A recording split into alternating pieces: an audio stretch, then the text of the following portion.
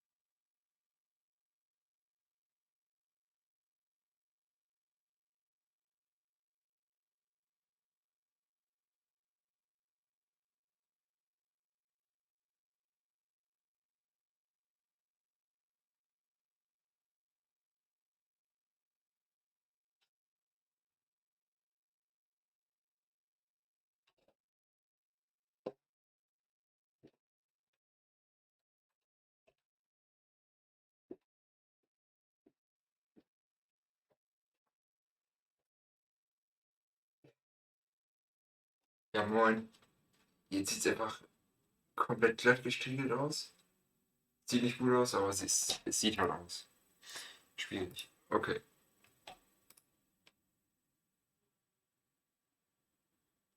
Ähm.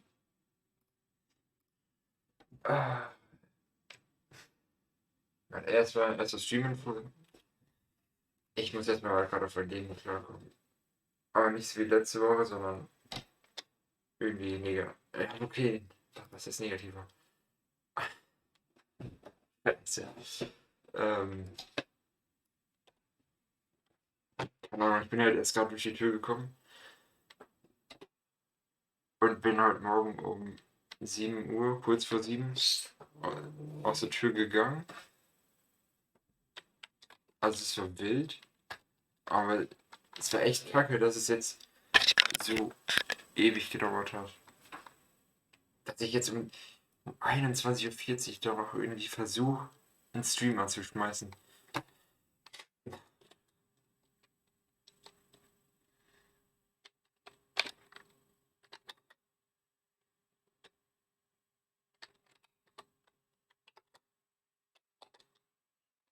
Ja, stimmt.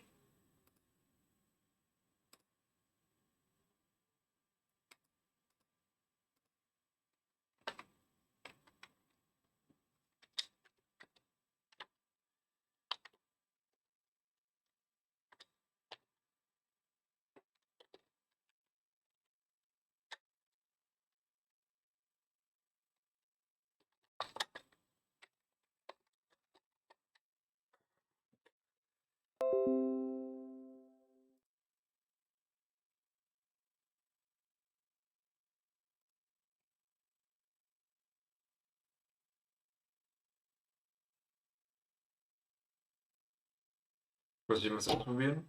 Warte. Wenn ich. Warte, so hört ihr mich ja. Müsstet ihr mich ja ganz normal hören? Müsstet ihr mich ja ganz normal hören? Mhm. Hört sich beschissen an. Nice. Moment.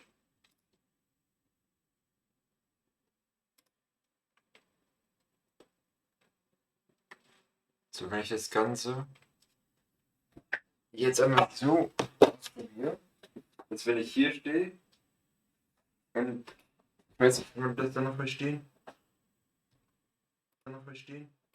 Nein, nein. Nochmal. Wenn ich hier stehe und laber, nochmal. Hört man das dann? Hier stehe und laber, nochmal. Hört man das dann? Hier stehe und laber, nochmal. Ja, okay, es geht. Es geht. Ja, okay, es geht. Okay, es geht. Geil. Oder wo kann ich die Cam hin platzieren? Geil. Oder wo kann ich die Cam hin platzieren? Geil. Wo kann ich die Cam hin platzieren? Ja, perfekt. Ja, perfekt. Ja, perfekt. Erstmal hier Tasche auspacken. Erstmal hier Tasche auspacken. Dann kann ich kein Pulli noch mehr kennen. Resistance.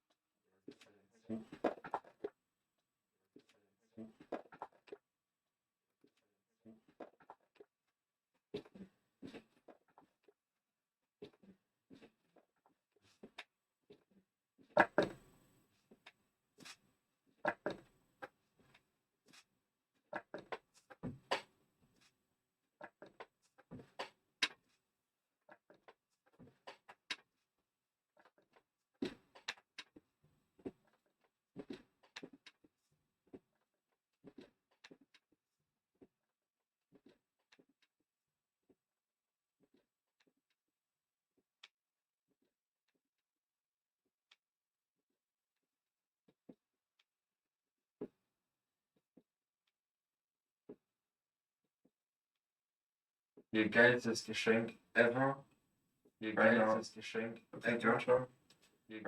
Was so ein Schnapsglas.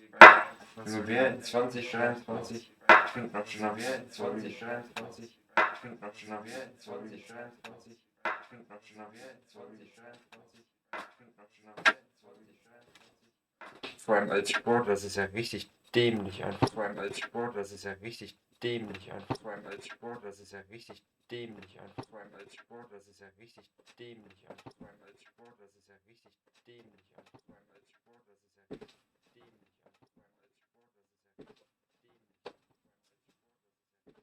dämlich einfach. Vor allem als Sport, das ist ja richtig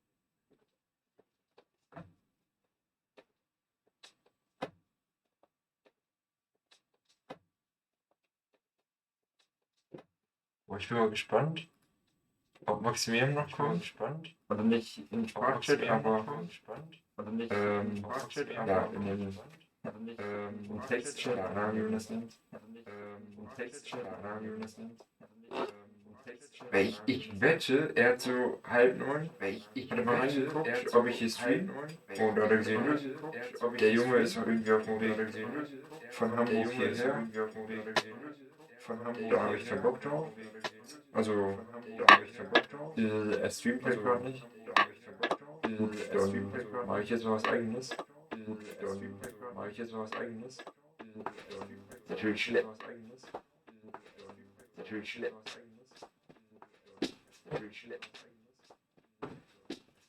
Ob Poemi noch da ist, oder überhaupt noch heute kommt, ist die andere Frage. Also eigentlich ist es übelst wack, jetzt noch zu streamen. Aber ich denke mir, ich muss ja den Wochenrhythmus irgendwie beibehalten. Deswegen mache ich das irgendwie beibehalten. Deswegen um 21:46 Uhr, wo ich eigentlich 21:46 Uhr, wenn es wirklich nach Zeit laufen würde, da aufhören würde zu streamen, aber das ist, da ich komme gleich wieder streamen, aber das ist, da ich komme gleich wieder streamen, aber das ist, da ich komme gleich wieder streamen, aber das ist.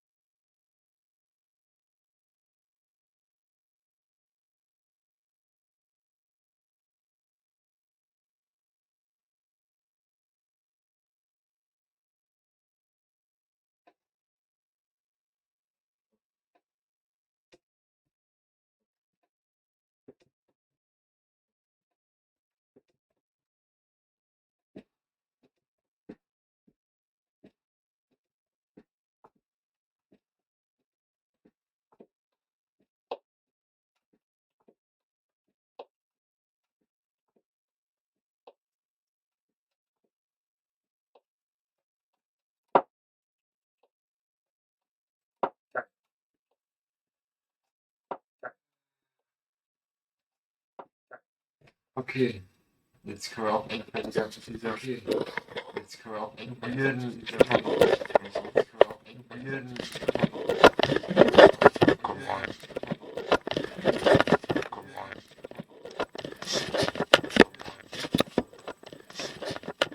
ja, ja, okay, ja, nehmen wir, ja, okay, ja, nehmen wir, ja, nehmen wir,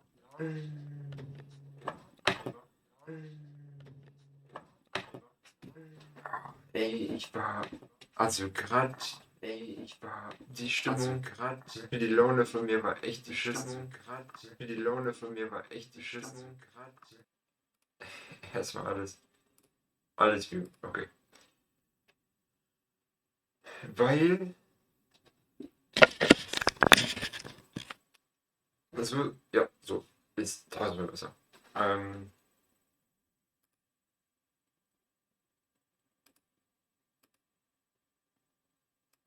nö, ja, so mag ich das. Warte mal ganz kurz. Warte.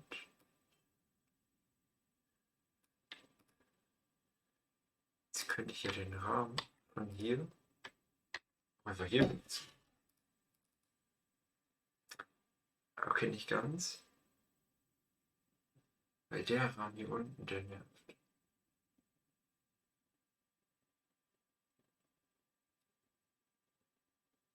Mm.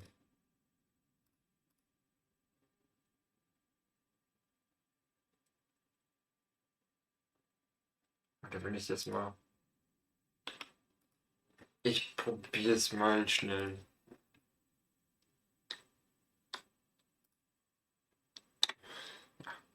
Geil. Schnell bei Stream Elements zu fixen. Aber okay, doch, muss ich doch nicht einloggen. Overlays. Und dann. Was? Hey, das so? Mach mal so. Wenn man jetzt. Aha. Gut.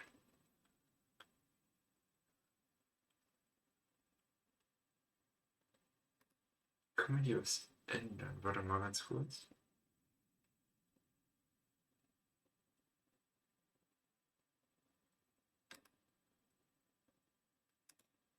Kann man den Namen ändern? Ah.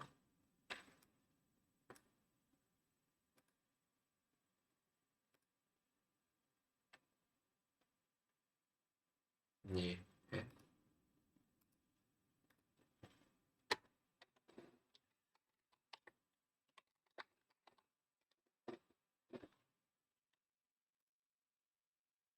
Warte, jetzt hat sich da noch nichts geändert, oder?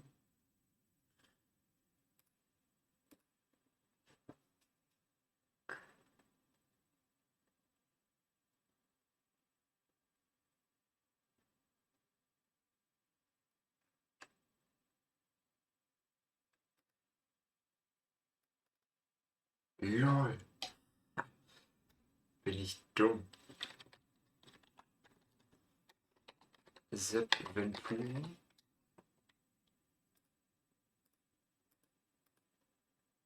Nee. Kann ich zurück? Bitte?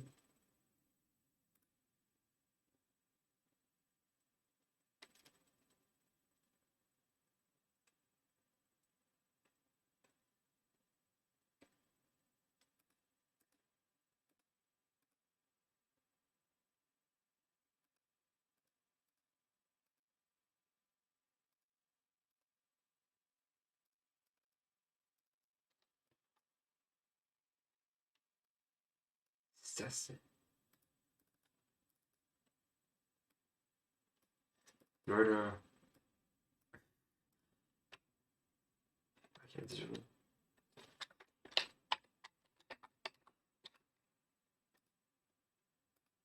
warte, jetzt geht das?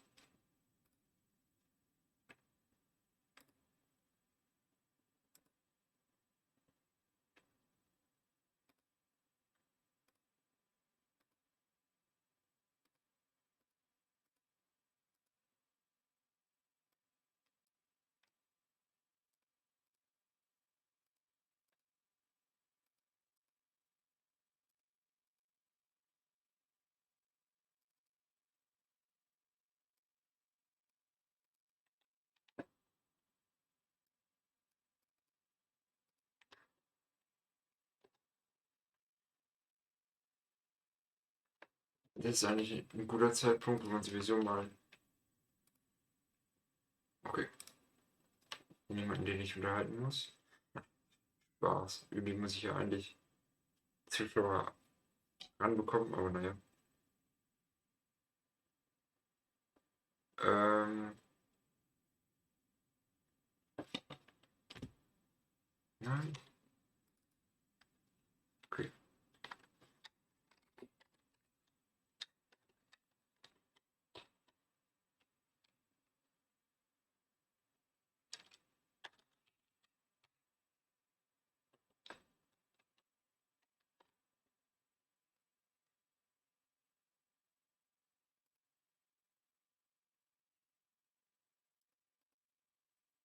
Okay, das passt.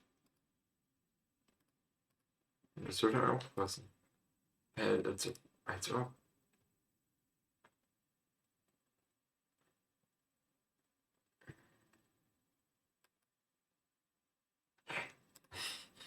Ich komme gerade nicht auf klar. Warte mal. Wo ist denn der Discord hier?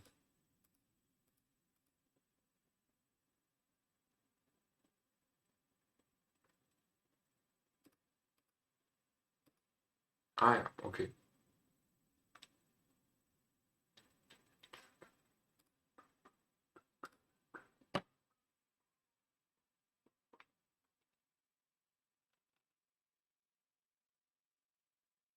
Jetzt habe ich halt keinen geilen Rahmen um die eigentliche Kamera. Das ist halt.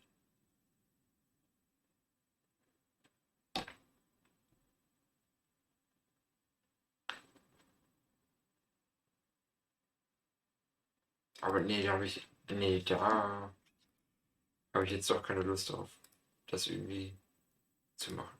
Egal, lassen wir das so. Erstmal wollte ich erzählen,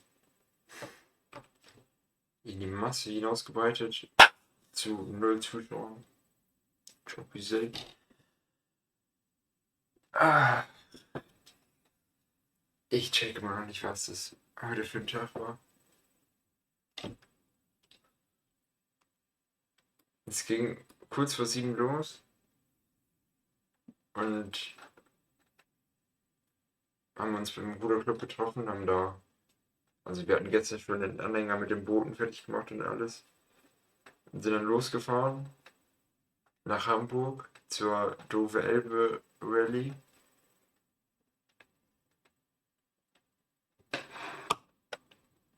Also hinzu war es richtig geil, weil wir haben gut geredet, wir haben. Ja, okay, bis auf die letzten Kilometer sind wir gut durchgekommen. Ähm, eigentlich, ja doch, war nice. Auf jeden Fall. Dann haben wir da erstmal alles vorbereitet und so weiter. Dann haben wir vor Ort bei der Regatta selber so ein bisschen gechillt. Und irgendwann kam halt auch unser Rennen dran. Und ja, ging eigentlich voll fit. Dafür, dass wir eigentlich nicht trainiert haben. Eine Stunde noch irgendwas. War nice, doch, auf jeden Fall.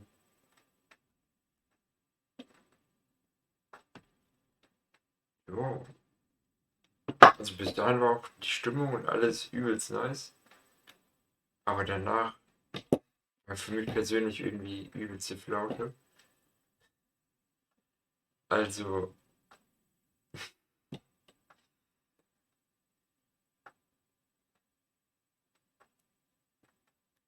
nach dem, nach dem Abbauen, halt wieder aufschnallen auf den Anhänger der Boote, waren wir erstmal quasi wieder beim Ruderclub und haben da ein bisschen gegessen und so. War auch entspannt. 80% der Leute haben einfach Fleisch und sonst Würstchen gegessen. Ich check nicht, warum. Aber naja, ein schwieriges Thema. Mm, Das Ding ist, danach, also die Siegerehrung hat irgendwie ewig gedauert, bis wir dann mit unseren Vieren.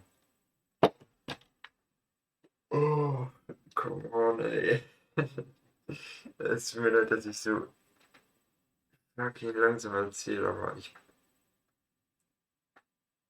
weiß auch nicht. Also auf jeden Fall hat es ewig gedauert. Dann haben wir hier so nice Schnapsgläser bekommen. Oh, hier könnt ihr es sehen, Alter. Wisst ihr Bescheid. Halt, ja, gefüllt mit M&M's oder was es waren, keine Ahnung. Mm, ja, ich bin echt gerade kein guter Geschichtenerzähler. Ähm, aber da ging es schon bei mir los, weil ich halt so. Also davor wusste ich halt nicht wirklich, wann wir ankommen. Ich bin mehr oder weniger davon ausgegangen. So, ja, 18, 19 Uhr wird schon passen. Und dann, ja, wäre ich 19 Uhr hier, halbe Stunde Tasche packen oder so. Also auspacken, halbe Stunde essen, blöppt. Hm, ja, gut. Jetzt sind wir irgendwie 18:30 erst losgekommen. Schwierig.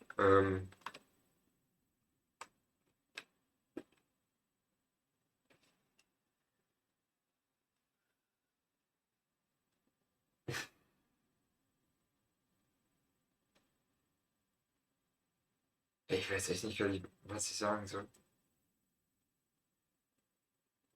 Oder halb neun waren wir dann hier. Also nicht hier, sondern beim Bruderclub. Haben dann noch ein bisschen gewartet, bis die Boote da waren, weil wir halt unterschiedlich gefahren sind. Ähm, haben dann wieder alles soweit in den Urzustand gebracht quasi. Und dann ging es nach Hause, aber natürlich nicht ganz entspannt, sondern erstmal durch den Regen, das halt auch irgendwie die Stimmung komplett vermiest hat. Ey. Okay, bevor ich jetzt hier mich berieseln lasse, weil ich sowieso gerne, also ich bin halt gefühlt nicht in der Lage, irgendwas zu machen. Ähm, aber trotzdem will ich noch irgendwie produktiv sein. Da habe ich immer zwei Sachen für Sporttheorie. Warte, ich muss erstmal.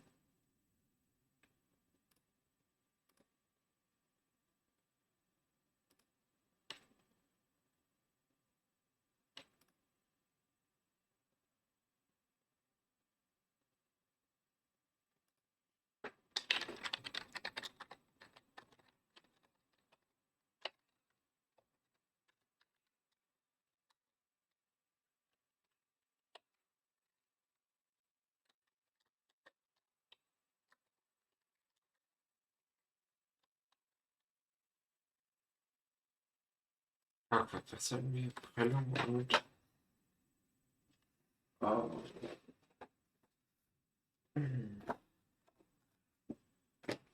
Verstauchen oder was war das? Tatsächlich, ja, okay. Prellung und Verstauchen.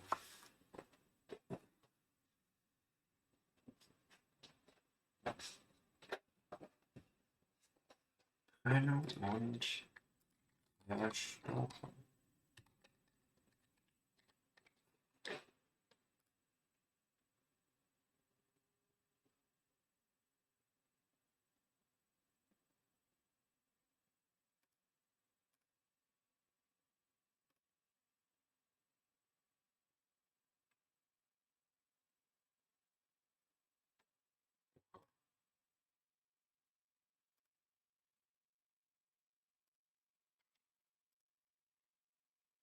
Ja, ich muss erst.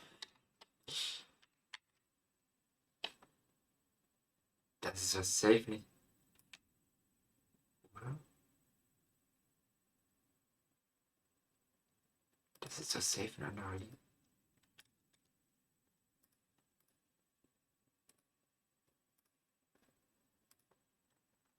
Hm, was mache ich hier gerade?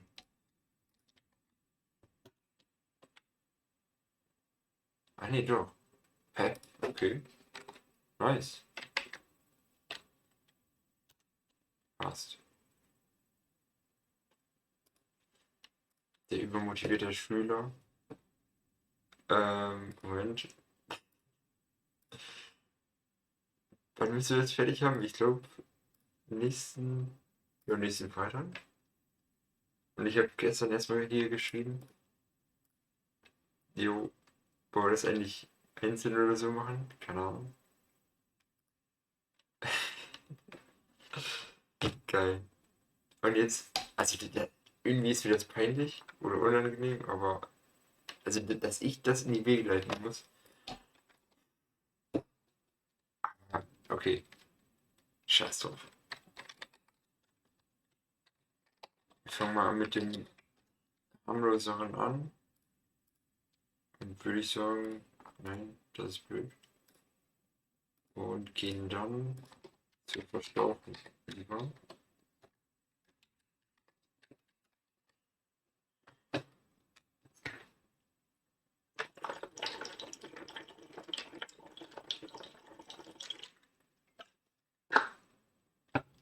Oh, Hallöchen. CC05A. Scheiße, was hätte ich was Böses gemacht? Auf den Abend ist auch noch da. Alter, sehr geil. Und jetzt, wo ich hier Noemi sehe, warte. Nee, nicht Mod-Status. Ähm,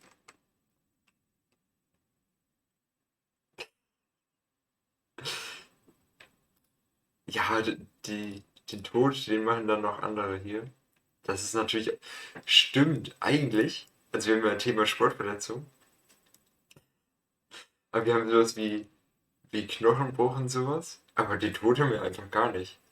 Da ist ein bisschen was unterrepräsentiert. Ähm,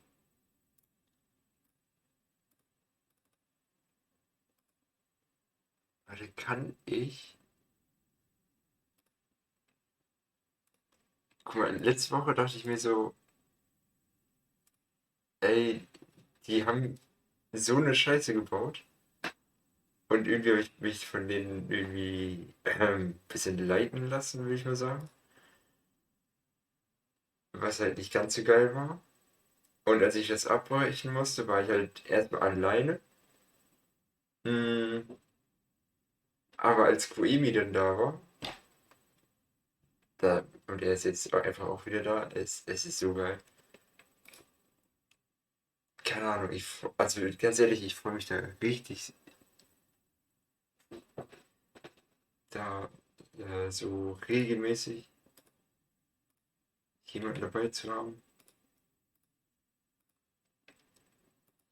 den man ja nicht wirklich kennt, aber ja, durch die Regelmäßigkeit irgendwie, ja, schon weiß ich. Rollenverwaltung? Nee, das ist doch. Nee, das nicht. Aber kann ich nicht.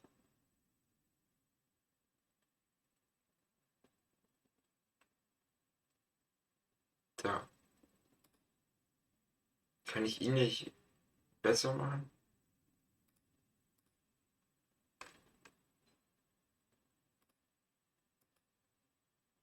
Also basically könnte ich ihm einfach Mod geben.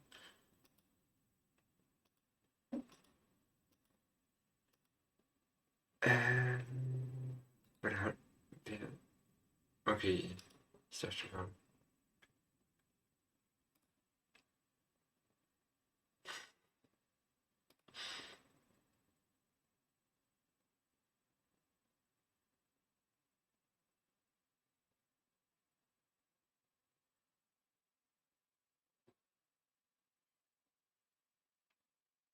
Oh nein. Oh nein. Der hier gibt mir Flashbacks für den letzten. Und der hier auch. Und der hier auch. Das weiß ich nicht. Das weiß ich auch nicht. Aber die geben mir alle gerade übelste Flashbacks. 6 Follower, Alter. Und also ich check's auch nicht. Er nennt sich einfach Emily und ist einfach ein Typ. Ja, ein Typ. Ich weiß nicht, aus welcher Intention er das macht, aber. Oh, die Arme. Wow.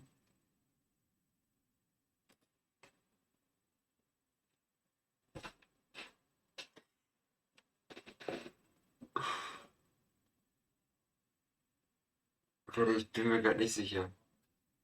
Bubertswiesel? Er war safe letzte Woche auch da. Kann er mir nicht erzählen.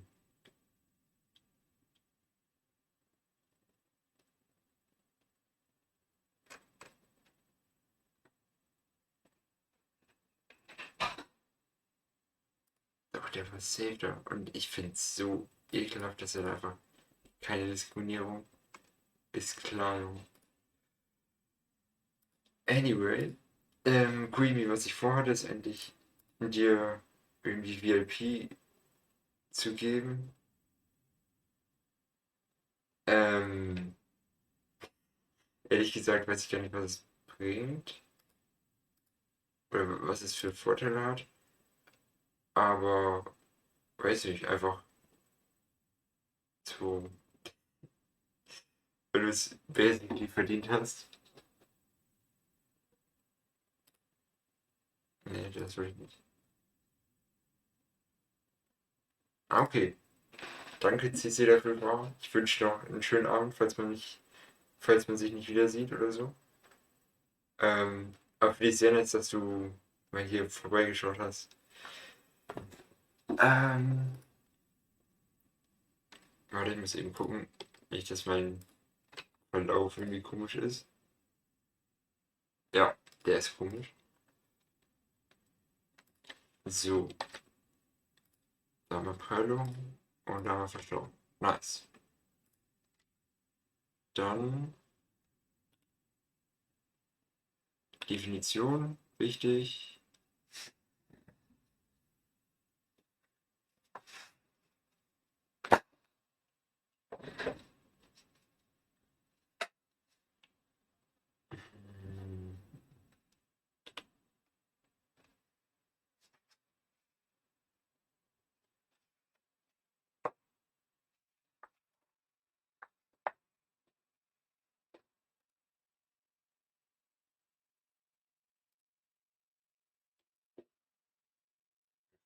Das sind zwei. Achso, okay. Tut mir leid, aber ich werde wahrscheinlich den Chat jetzt nicht mehr so aktiv lesen können, damit ich irgendwie die PowerPoint Presentation mal hier zu Ende bekomme. Oder mal weitermache. Mm, so, womit fangen wir denn an? Eigentlich, also es soll halt so spannend wie möglich sein, ist ja klar. Und eigentlich ist ja Häufigkeit und Sportarten. Das.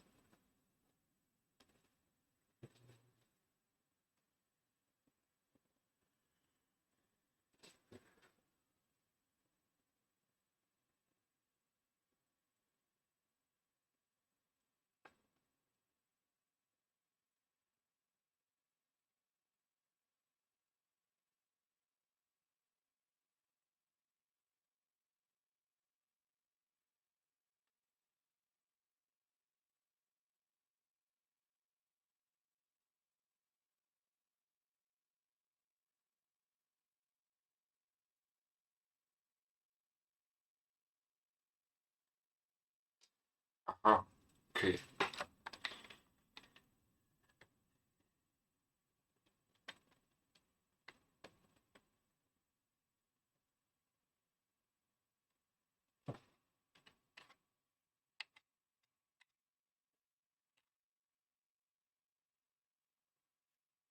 Das könnte man schon mal aufnehmen mit. Eigentlich könnte man das sogar ziemlich gut gegenüberstellen.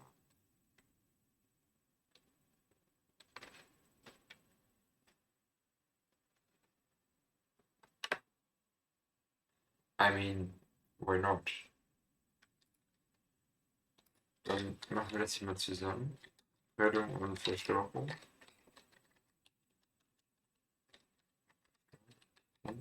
So. Dann. Ja, das. Ja, eigentlich war das so. Machen wir so. Fangen wir mit der Verstärkung an. Klären, was es ist. Was ist das? Was das? Machen mit der Meldung weiter.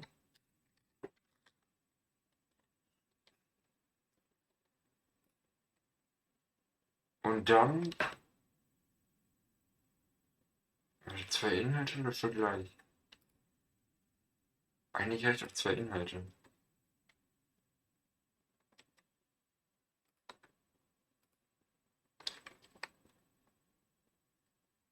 Oder? Ich bin mit.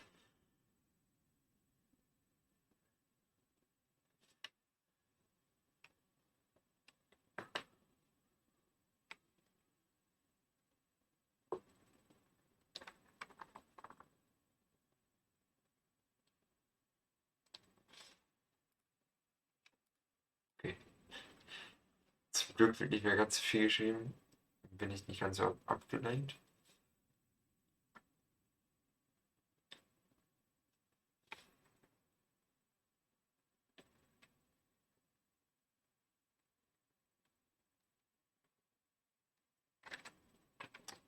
Warte, was war das? Prellung. Okay.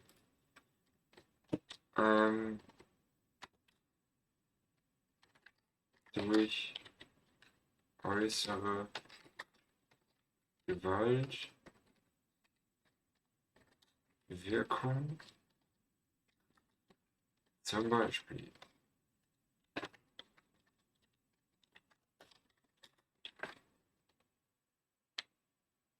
Sturz oder Schlag.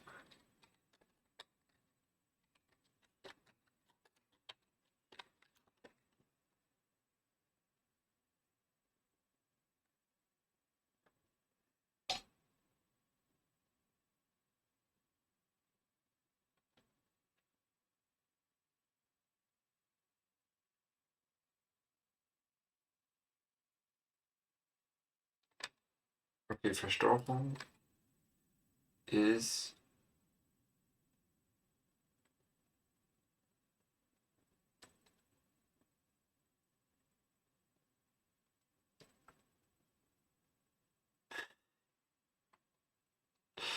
okay. Verstauchung ist einmal über den eines Gelenkes, will ich jetzt mal so sagen. Und das wiederum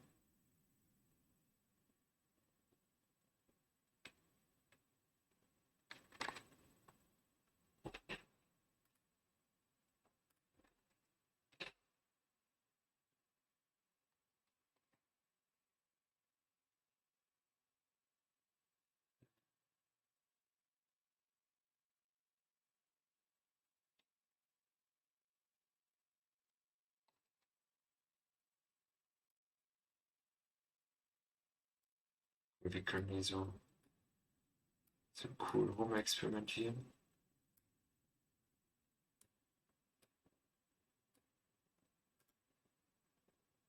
Und bitte eine andere Füllung. Das ist so geil. Zerrung. Über faserless Gewänder. 10-Fingerscheibe ist nicht so meins. Und das wiederum, Steuerung C, Steuerung V, jetzt hätte ich den Computerkurs gemacht, führt zu Blutungen und Blutergüsse.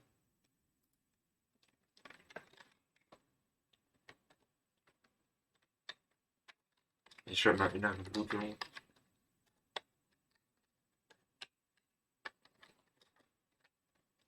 und Blutergüsse.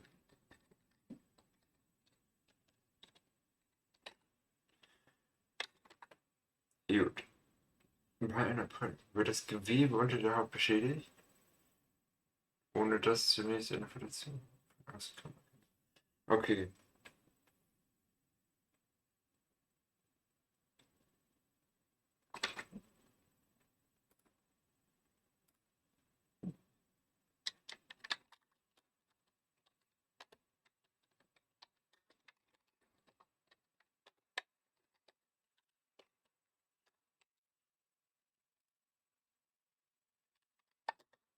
Nicht von außen erkennbar.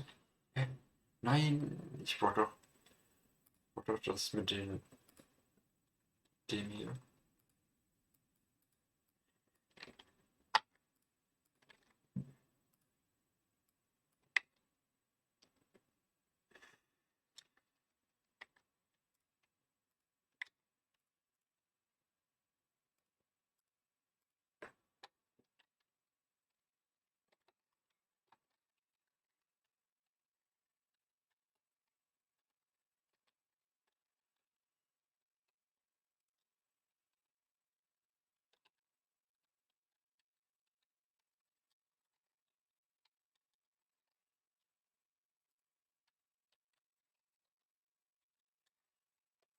Ganz kurz, ich muss hier wieder nachgucken. Gut so. Durch die Gewalteinwirkung kommt es zu Blutung aus verletzten Blutgefäßen und Bluterguss zwischen Knochen und der Haut. Und bei der Prellung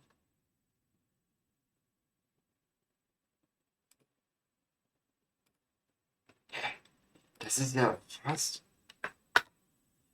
Nee, es ist. Ja, wobei.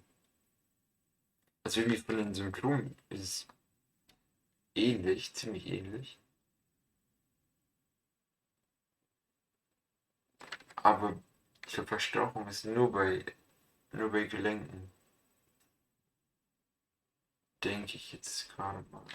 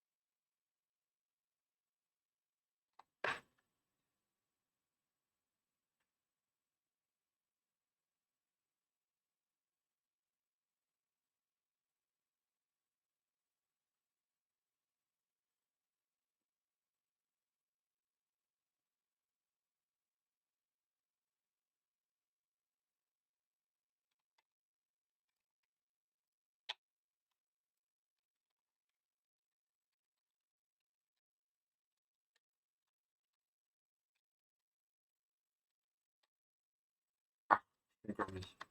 Verstauchung gar nicht. Sondern hier, Prellung. Okay, das war auch wieder dumm. Was war das?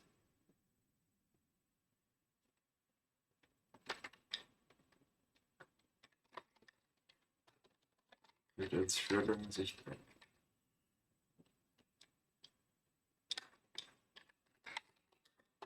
Schwellung bildet sich. Passt, ja. Die Knochenhaut.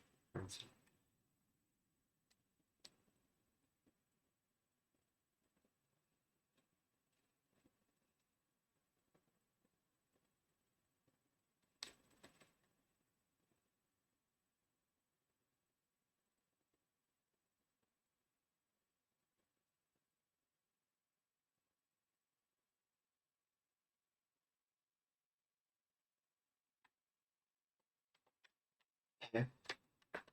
Von außen nicht erkennbar, aber in beiden Sachen entsteht eine Schwellung oder bildet sich eine Schwellung. Das. Ich gucke mir gleich Videos an, ist mir egal. Okay, Diagnose.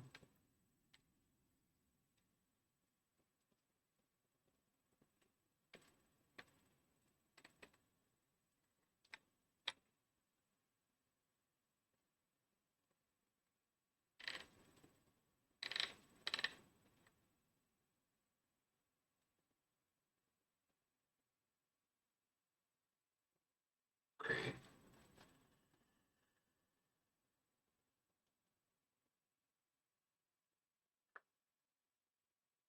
Mm,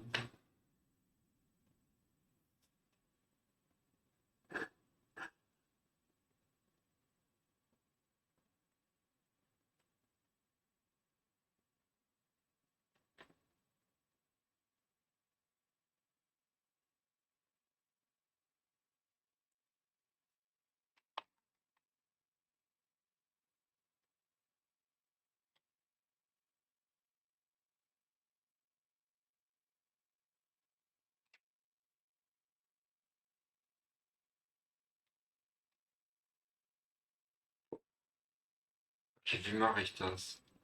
Ich könnte ja eigentlich. Ich könnte ja eigentlich einfach hier Diagnose und dann Behandlung und dann mal gucken, ob jemand das geschrieben hat und dann sich freuen, dass es nicht passiert ist, damit ich weiterarbeiten kann und nicht irgendwelche Leute unterhalten muss. Ähm,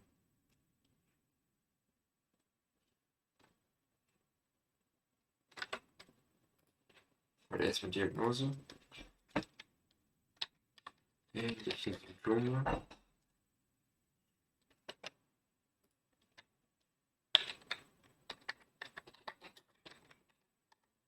Symptome.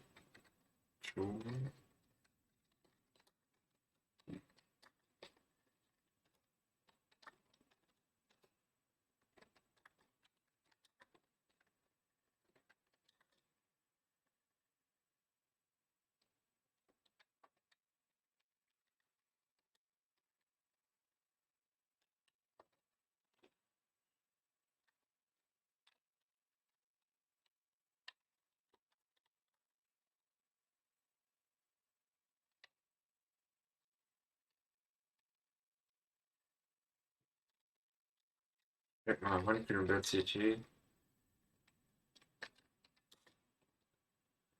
zum Ausschluss benötigt. Hört sich jetzt gut an. Benötigt.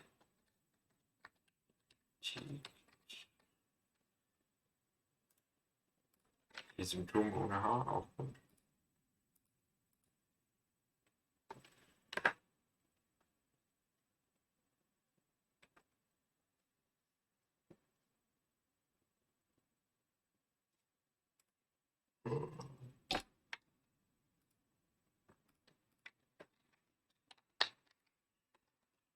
Quellis, ganz wichtig.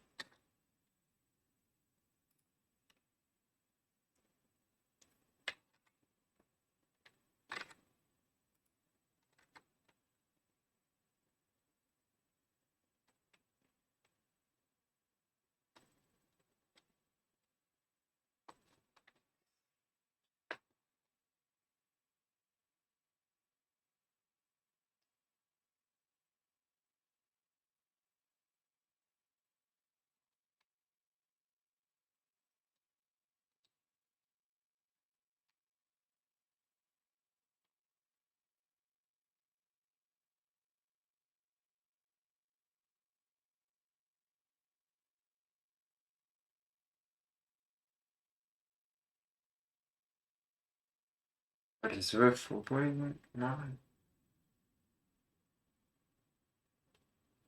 Nö, eigentlich. Eigentlich nicht. Geil.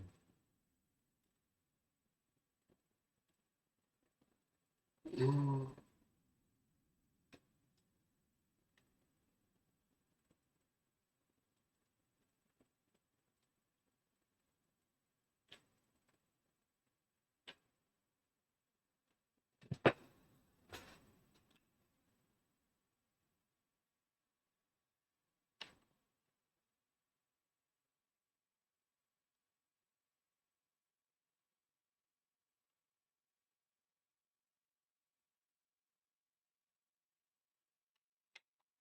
Das ist schon mal ganz gut. Hm.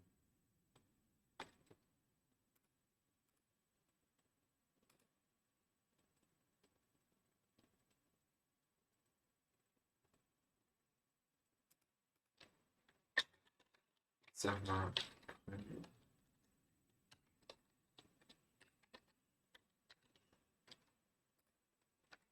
Ist erstmal Pech.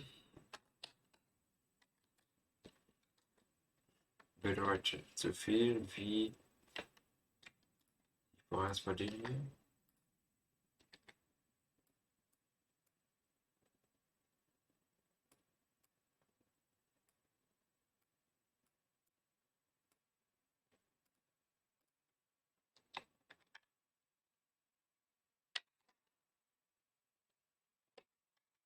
Pause.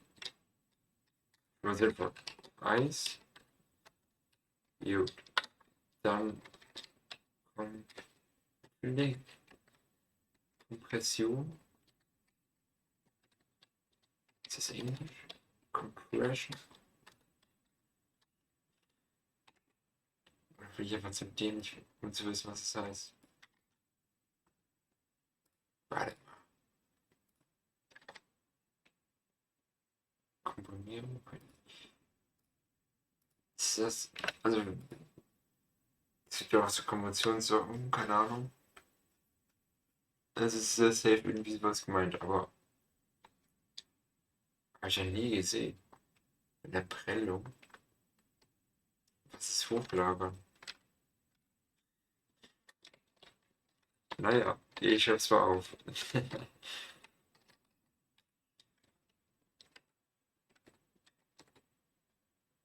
Ah ja, okay. Compression mit einem M. Gut. Dann.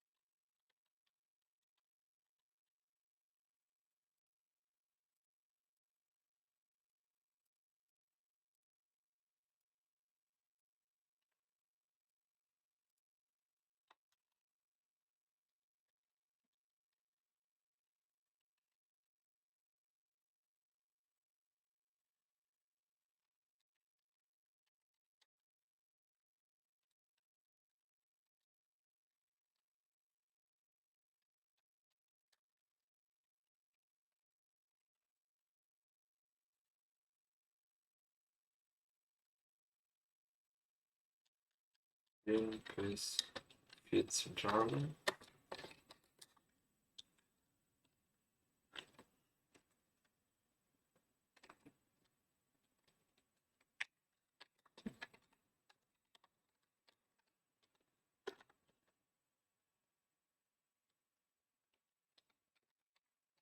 Eventuell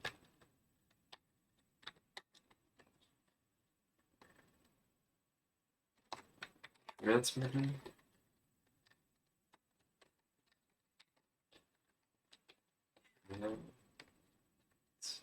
Schmerzmittel. Schiene. Oder was war das noch?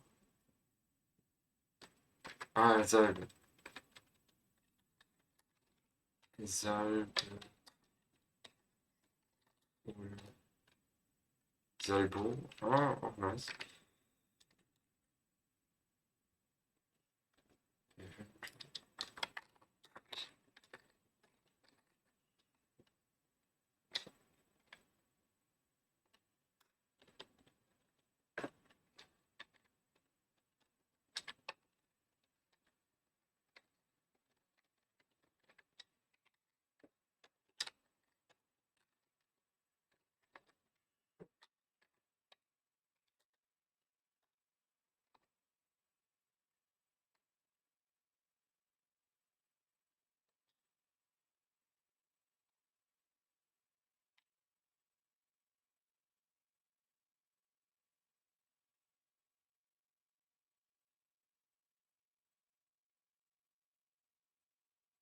Aha, okay.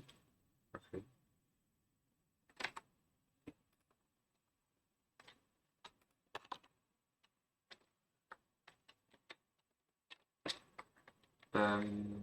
Verstauchung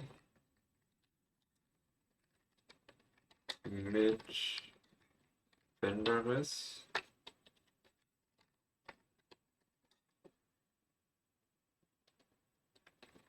heilt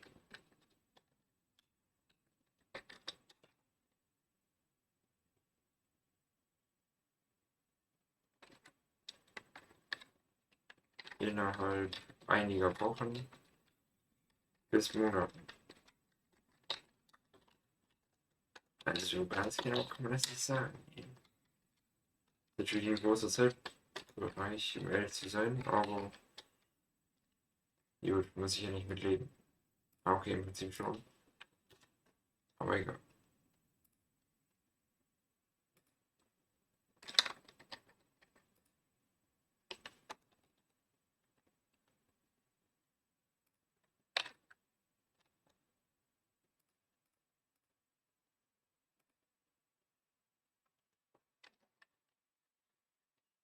Bei, was mache ich hier?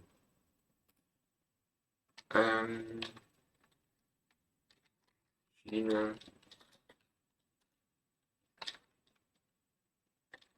beziehungsweise Orthese. Ey, ey, beziehungsweise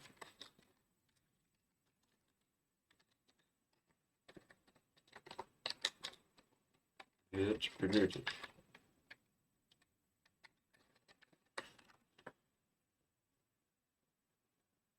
Ja, muss man sagen, dass sie das ganze Apparat hier stabilisieren und so? Eigentlich nicht, oder?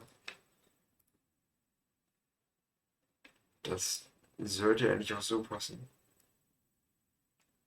Okay, habe ich dann das mal durchgeforstet? Ah, come on.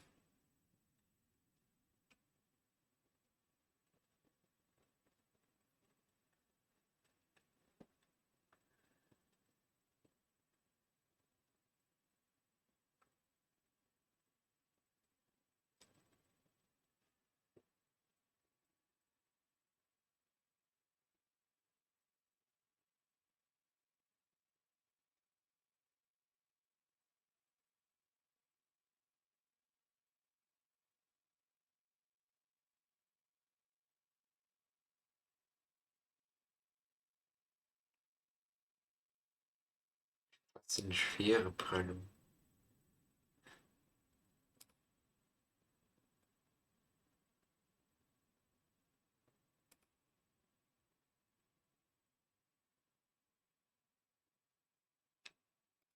Okay, ich mache mal hier unten die Beispiele hin. Eine schwere Prellung.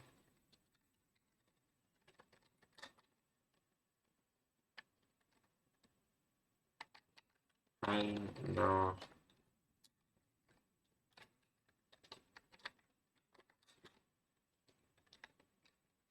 4 Wochen und mehr.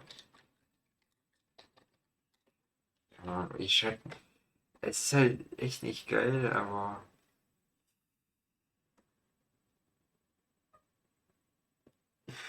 egal. Zur Not hier Designer, man kennt ihn. Ah, würde safe gehen. Mal gucken.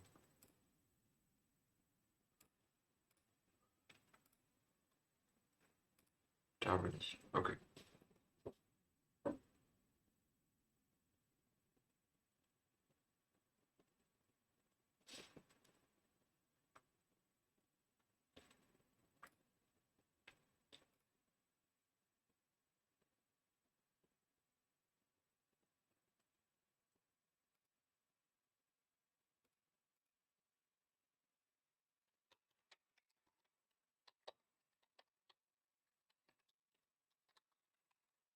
Zuerst Schmerzen, Schwellungen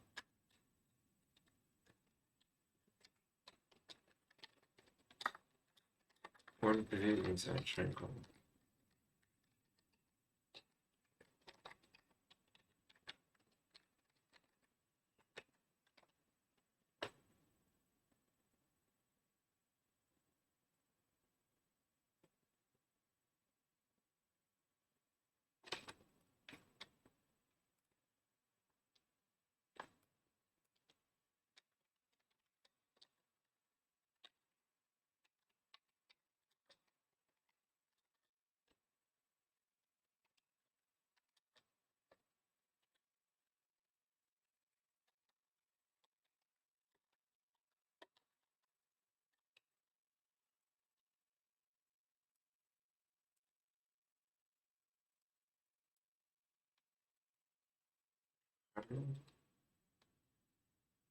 Fußball oder Eishockey.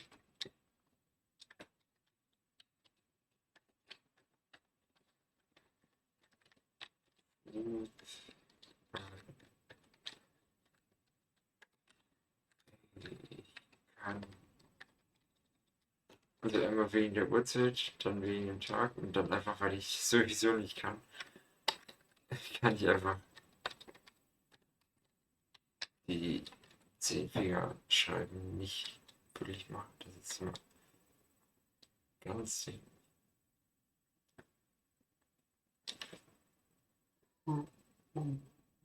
Ja, vorbeugen brauche ich nicht. Eine Prellung.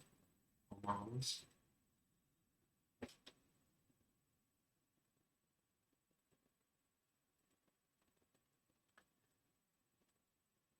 Aha, keine sichtbare Hautverletzung an sich.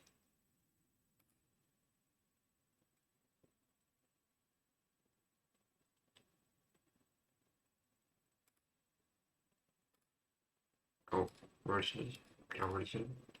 Nein.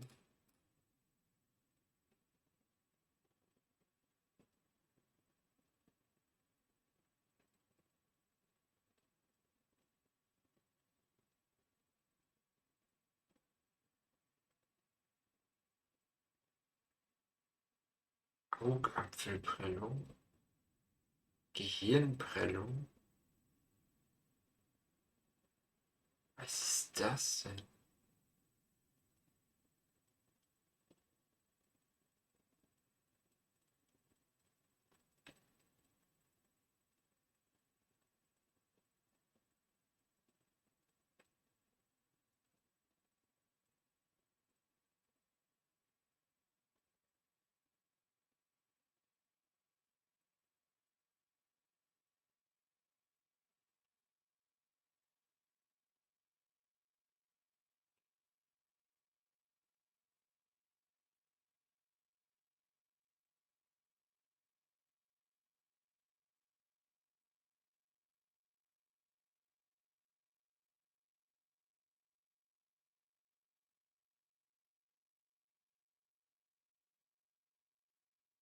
Eine wesentliche Entscheidung. Okay.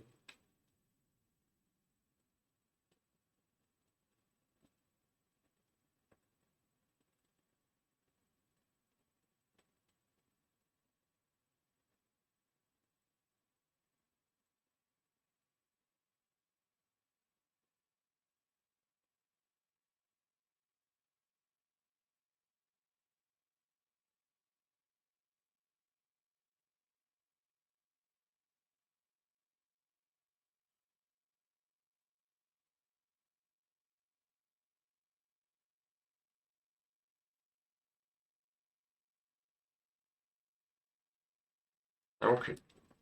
Die Quelle nehme ich jetzt an mich, um hier irgendwas stehen zu haben.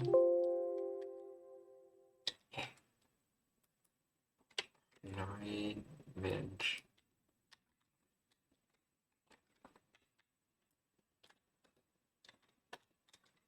Können wir.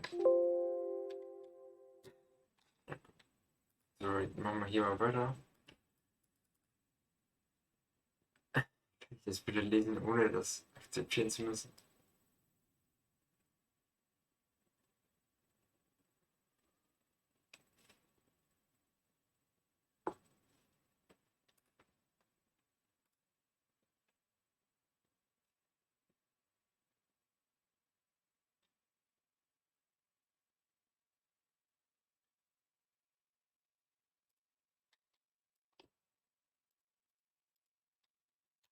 Eishockey, Handball.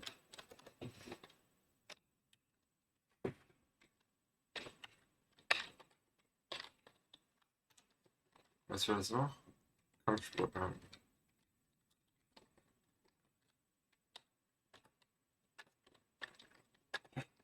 Kampfsportarten. Oder einfach kurz gesagt, Gegner Kontakt. Nice.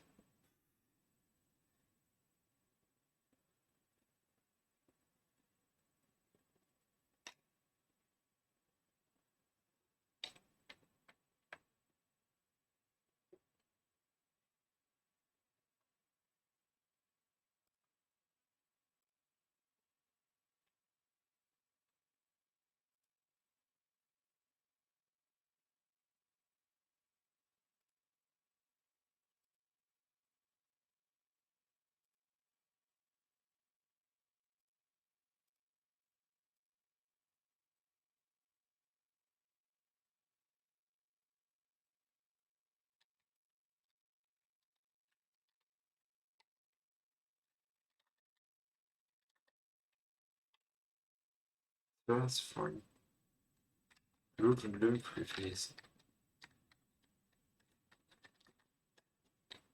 Blut und Lymphgefäßen.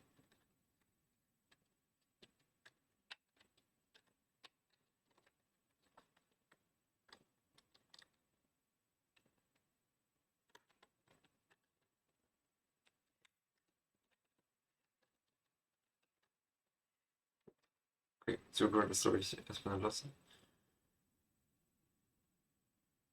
Bläuliche Färbung. Ja, okay.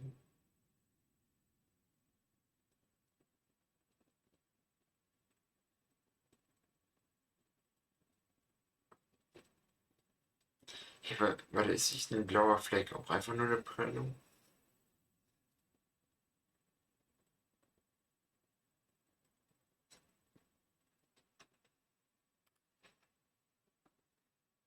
Kann man hier Laune, Färbung.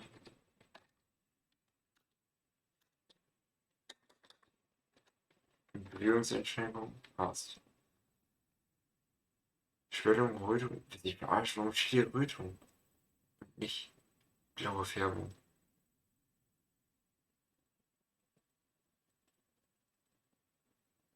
Ja, okay.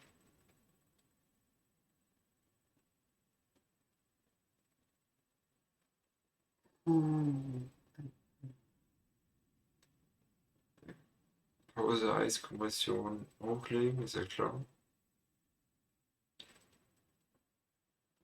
Ja, okay.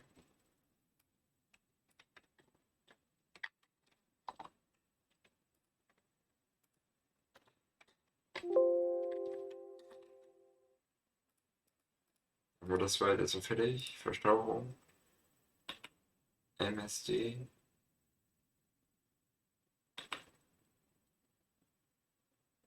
Alter, das hatte ich ja gerade, oder?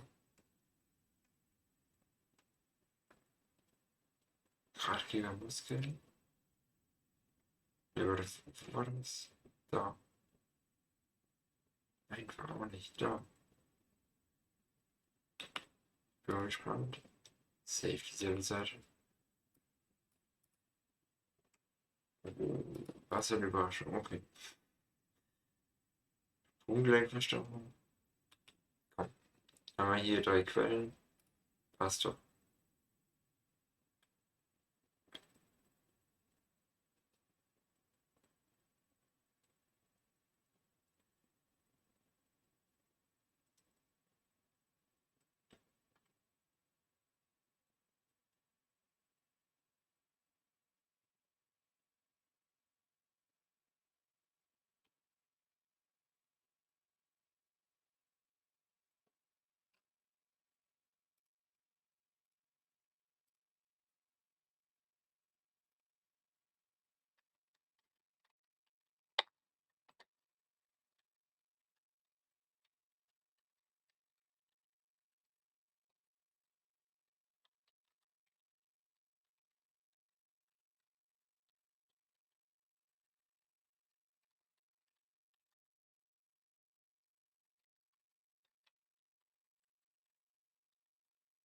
Alles zusammengeschrieben?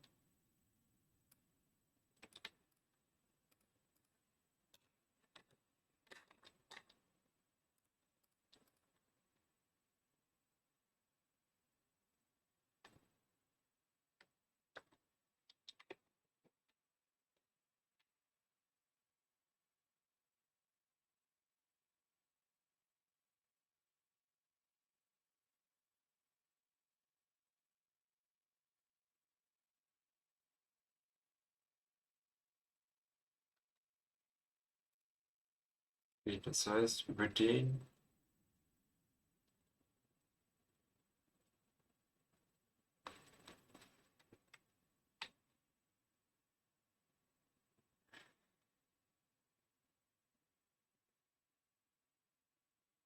Irgendwie mag ich das mit den Pfeilen nicht. Also hier ist es okay. Hier mag ich das nicht. Das mit der Prellung ist so eine Sache.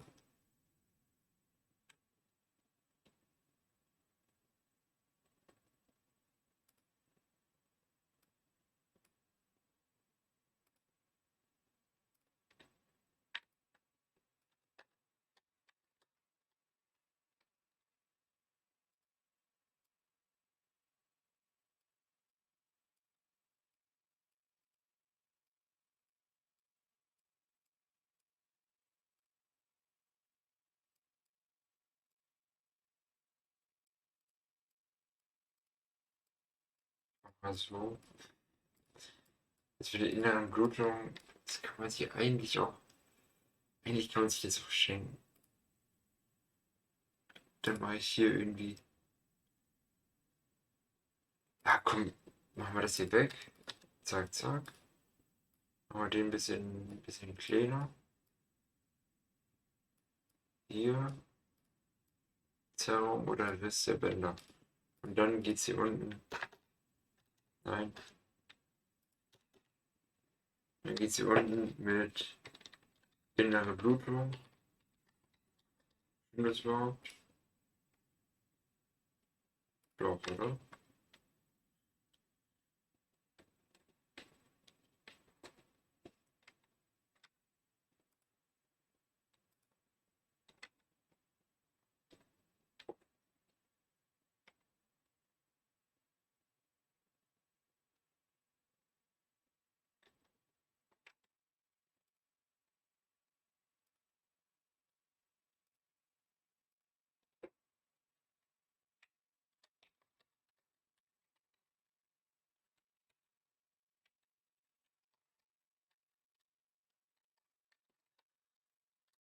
Muss ich ja eigentlich wirklich nach Schmerzen hinschreiben?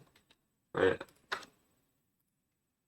es ist das Thema Sportverletzung, okay. Aber okay, Schmerzen, was hatten wir noch? Anschwillen, richtig. Und innere Blutung.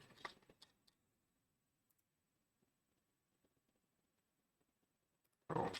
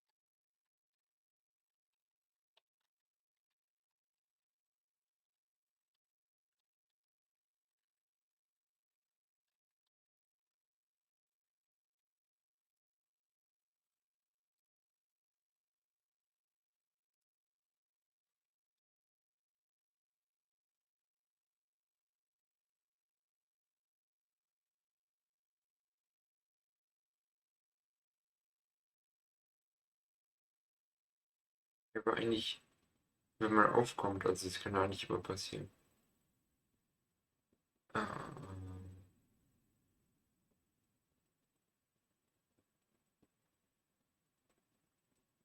aber wobei, stimmt schon. Weil zum Beispiel bei Fußball ist ja komplett in, individuellere Bewegung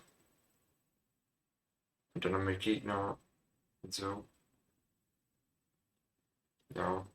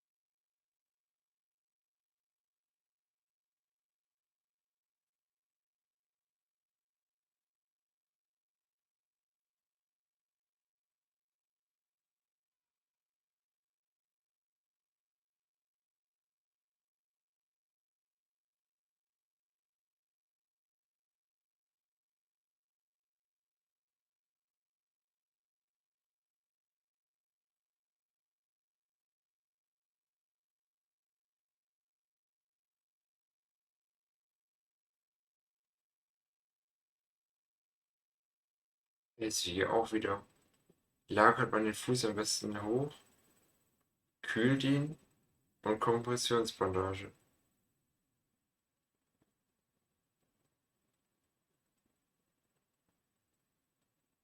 Und hier wieder mit Orthese und so. Äh, Das ist ja ziemlich dasselbe.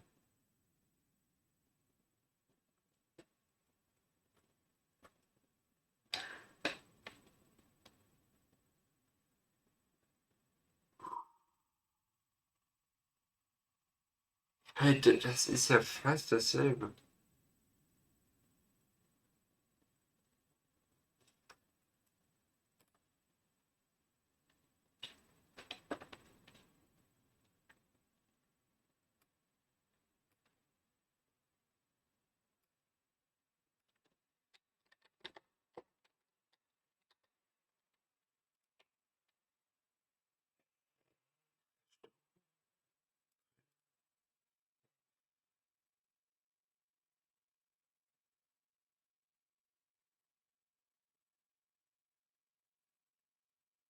Wie Bänder das?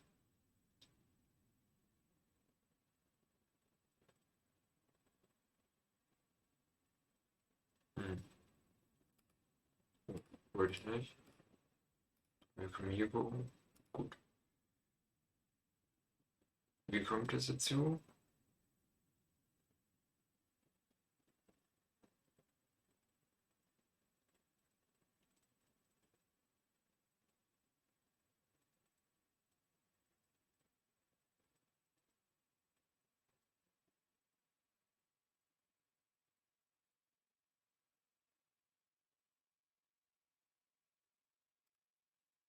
Wird nicht einmal benutzt. Ja, okay.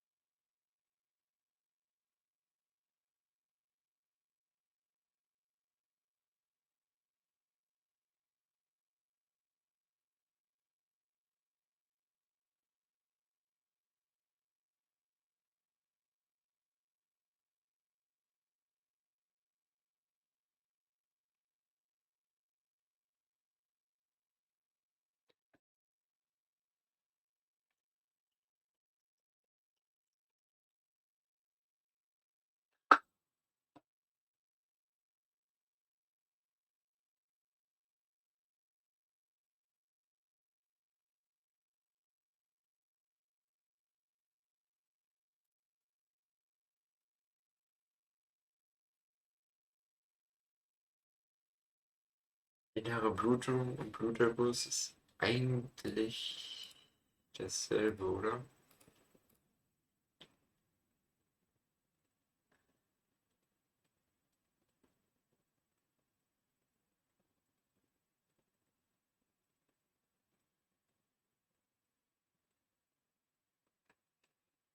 Ja, okay. Habe ich jetzt endlich mal durch. Zack, reicht. Dann schreibe ich da mal eben. Ist ja sowieso 24 gespeichert, okay.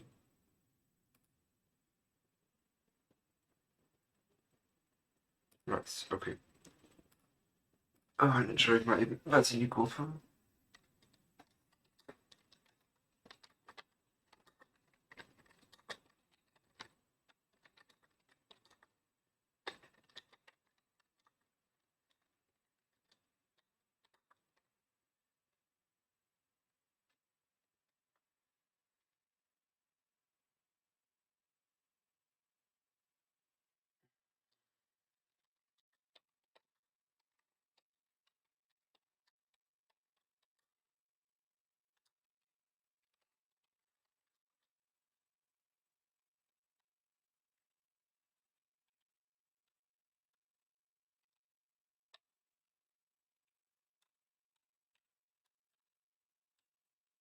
Ich kann nicht mehr schreiben.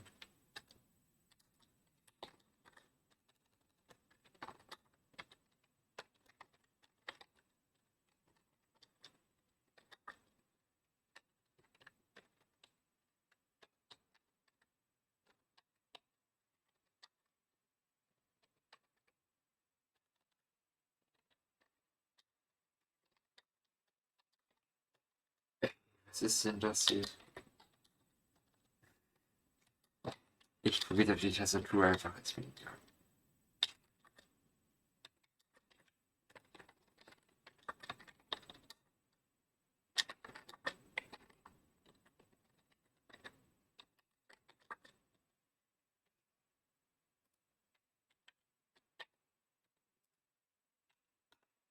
Nice. Okay, haben wir das auch mal hinter uns. Dann tausche ich jetzt mal hier diese Mappe.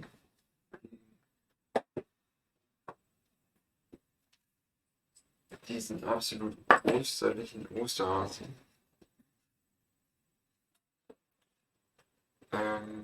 Schön. Okay.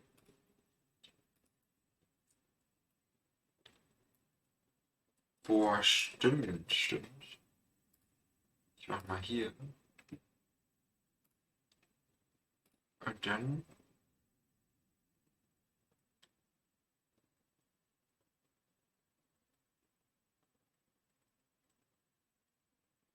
Ist schon mal. Ja, ist schon mal ein nicer Start. Hier in YouTube alles dabei, von Seven vs. Wild über höchstwahrscheinlich Ökologie und sonst was. Man kennt ihn. Über Musik zu Jan Böhmermann, zu Selbsthilfe. Ähm, oh nein. Ich hatte noch gar keinen. Scheiße, scheiße.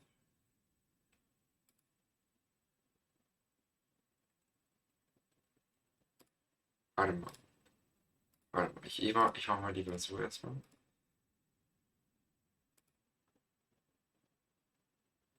Ach, exportieren muss ich das Ganze ja natürlich auch noch. Ich habe gar nichts vorbereitet. Was ist das denn?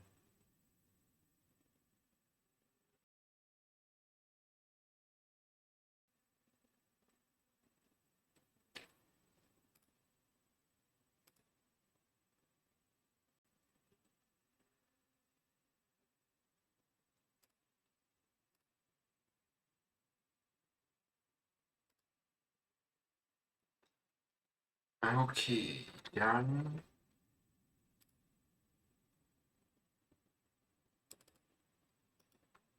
Eigentlich daran. Ja, why not?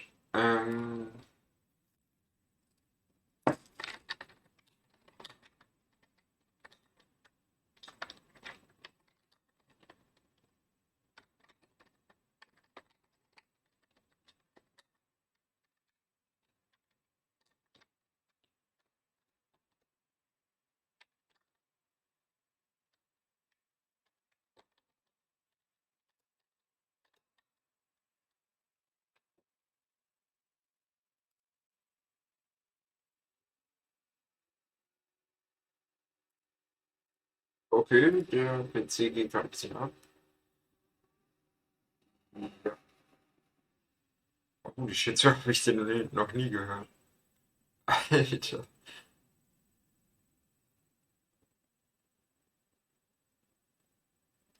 Ähm,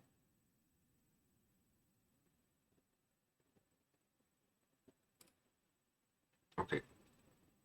Ich will jetzt einfach nur noch später ansehen reingucken. Hier diese plötzlich Chef-Dings, die gucke ich mir irgendwann anders mal an. Keine Ahnung.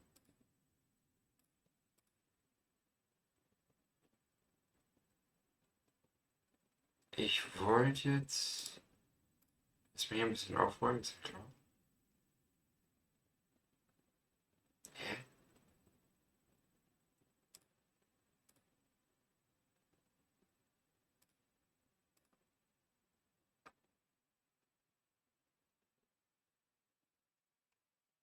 Da, das nämlich. For 1 million, I'd turn a penny into $1,000 for a series over the summer, and at the end. Okay, warte mal. Okay, ihr habt ja gar nichts gesehen, ja, besser ist es. So, hier, Ryan, let's go. I was like, maybe I'll do 1,000 to 10,000, and I really want to. Like, nothing would make me happier. I really enjoyed that series, but I just don't have any time. Like college, you're always, especially with practice, like practice, school, and I do YouTube and Neptune, and so it's difficult to find extra time because that kind of requires a lot of like, driving around. Ey, der Typ ist auch echt insane, weil der hat, glaube ich, einfach zu dem Zeitpunkt College gemacht. Dann währenddessen auch so Leistungssportmäßig mit Sprinten oder Laufen, Joggen. Nein, nicht Joggen. Schön. Bitte den gerade.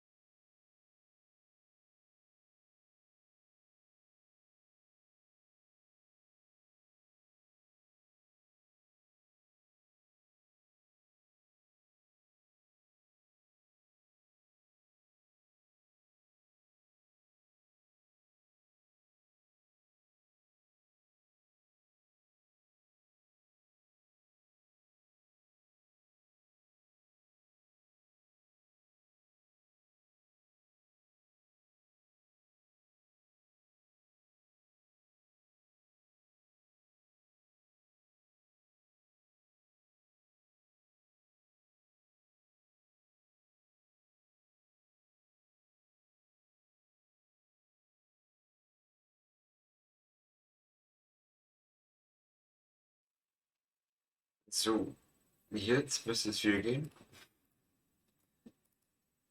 Was ich sagen wollte, dieser Typ müsste zu dem Zeitpunkt wirklich seine Firma Neptune College mit dem Sprinten und YouTube gestartet haben. Wobei dann halt das Sprinten, soweit ich weiß, und College weggefallen sind und dann halt quasi Firma und YouTube blieb. And just researching and doing this and that. So I want to. Maybe this summer. KG asks, what do you use to edit? I use Adobe Premiere Pro. Jack asks, would you sell Neptune for $1 million? I don't have plans of selling Neptune for quite a while, and when we do sell, I plan on it being a lot more than that. If you could have one superpower, what would it be and why? I think it'd be pretty sick to be able to talk to animals. Like, are they nice? Ja. Are they, like what? There's a bird. Like, what is this bird Das, outside my window thinking right now? Hey, So eine Superfähigkeit hört man irgendwie selten, aber wäre übelst interessant. Also eigentlich noch schwierig, weil, um ehrlich zu sein, beruht ein gewisser Wohlstand heutzutage auf darauf, dass eben es Tieren schlechter geht und so weiter. Will ich nicht weiter darauf eingehen. Das will dann komplett andere Seiten aufschlagen. It doesn't understand. That would be sick, you know? Just talk to a freaking snail on the ground. What's Fußnägel. up, dude? I don't know. Wie kann man einfach in Zimmer gehen? Oh Gott. Das nervt wirklich. Holy shit. Mann, ey.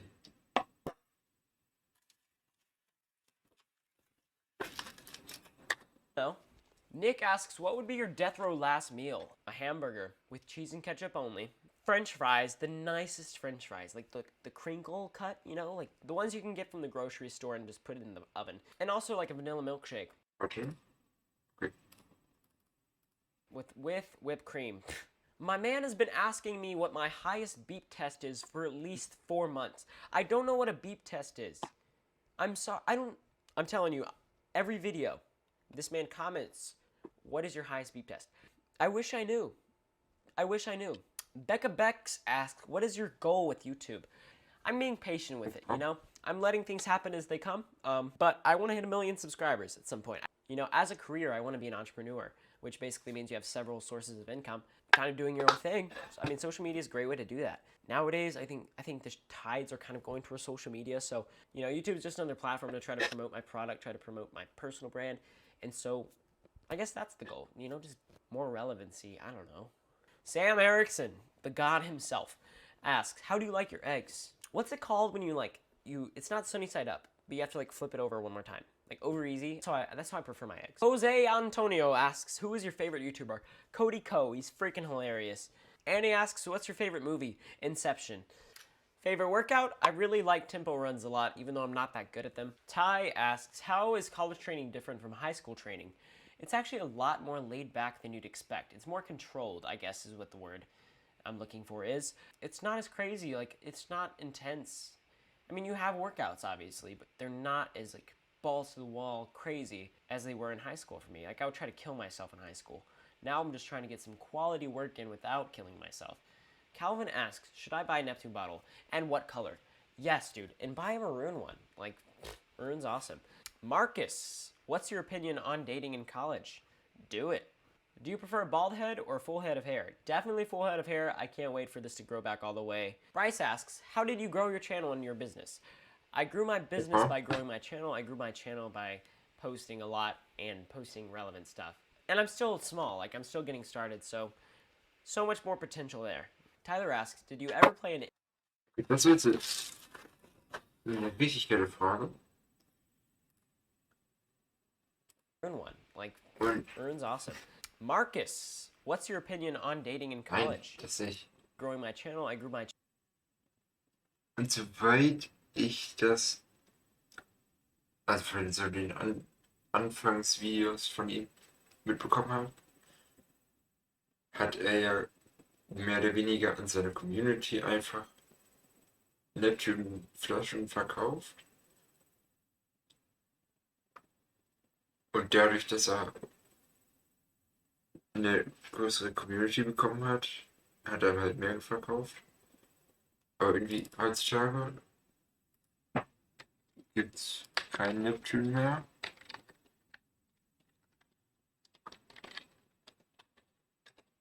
Also es gibt Neptune Energy, aber das ist noch was anderes. Wenn man jetzt sagt Neptune Bottle nimmt.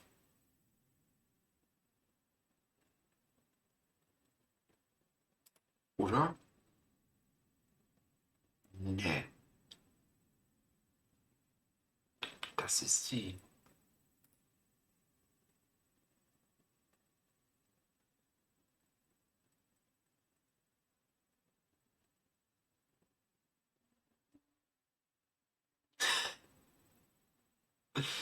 Was? 700? Warum soll ich... Hä? Was? Aber das ist for real, die Flasche. Aber gibt's das... Also...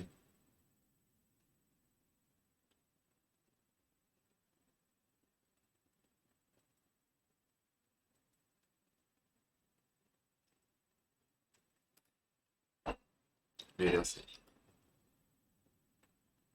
Schon das da, aber...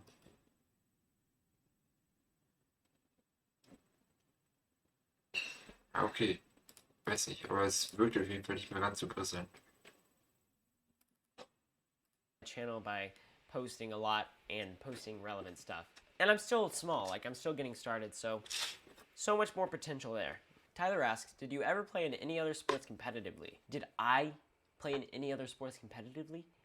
Tyler, you're looking at the 8th grade, 5th string quarterback for Rice High School. Okay, you don't even know. I got 2 interceptions that year. I was kind of a big deal. That's all I'm going to say. I mean, I'll let you decide. I think that's going to be it for today. Lots of questions. Thank you guys so much for, replying to my tweet. Cool stuff. Thank you guys so much for 20,000 subscribers. I really can't thank you enough. Like, that's unreal. What's next? 30? Okay, dann... Für 30.000? Ist das nächste? Ja, tatsächlich. Okay. 30,000 subscribers. Everyone just give yourself a round of applause. Give yourself a round of applause. Oh my god. That's special. That's awesome. Yeah, we've come a long way. I've been doing YouTube for about 8 months now. Actually, no way. It's been like March, April, May. Actually, like 9 months. I've been doing YouTube for 9 months. Never in a million years did I think I would hit anything close to 30,000 subscribers. Much less within... Warte mal, das glaube ich gar nicht. Ja, das wollte ich in 9 Monaten. 30k. Warum ich nicht? Okay, wenn man das jetzt hier wegnimmt und so.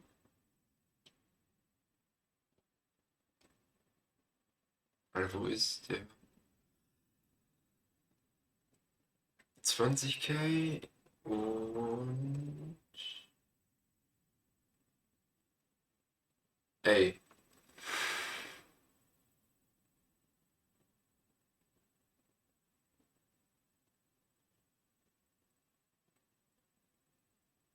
So. Na, okay.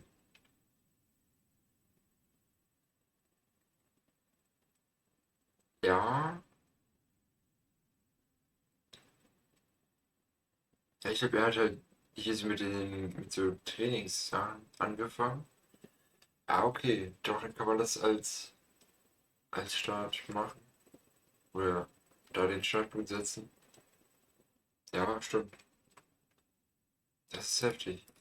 Such a short time span. So I just really want to say thank you to you guys. You honestly don't have to be here. You don't have to watch me. I know after like I dropped out and left running, a lot of you really could have just abandoned ship. I probably would have done the same. There really wouldn't have been any hard feelings. But I think I really do appreciate those of you that stay and support me no matter what. I really am living my best life over here. So I think it's really reassuring to know that people still support me, even if it's not the exact path that would have been expected of me. So with that said, every time we hit a certain little milestone, I like to do Q&As.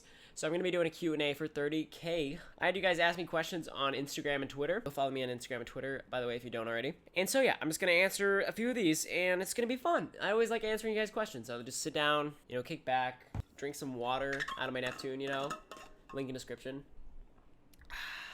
That's good. And just answer questions. So here we go. Jake Winslow asks, in regards to your company Neptune, what are you most excited for in the future? We have a really big project in the works right now, and it really is completely different and bigger than anything we've ever done before, and I think it's going to surprise a lot of people. I think the summer of 2018 is going to be an exciting time. That's all I'm going to say. NC Timmer asks, since you were valedictorian in high school, what tip would you give to students to keep up the good grades? I would honestly say find a group of friends that are also concerned about grades, that are smart and hardworking, and surround yourself with those people. If you have friends in high school that don't really care about their grades or don't really have anything going for them, then you're probably going to become similar to them because you are the average of your friends. So surround yourself with like-minded friends. Ja, That's das honestly stimmt. the only reason I was valedictorian in high school. The friends I had in high school, we were friends growing up too. Like we didn't just become friends in high school for that one purpose to like do good in school. We all happened to be smart though. We all kind of made each other better. And I think that's the only reason I was really able to rank high. Like the 3 friends I surrounded myself with the most were second, third, and fourth in our class, and I was first. So there's no coincidence there. I definitely don't think I was the smartest person in my class. Surround yourself with the right people and crazy things can happen. AJ Neal asks, favorite book and why? I'll be right back. This is about to...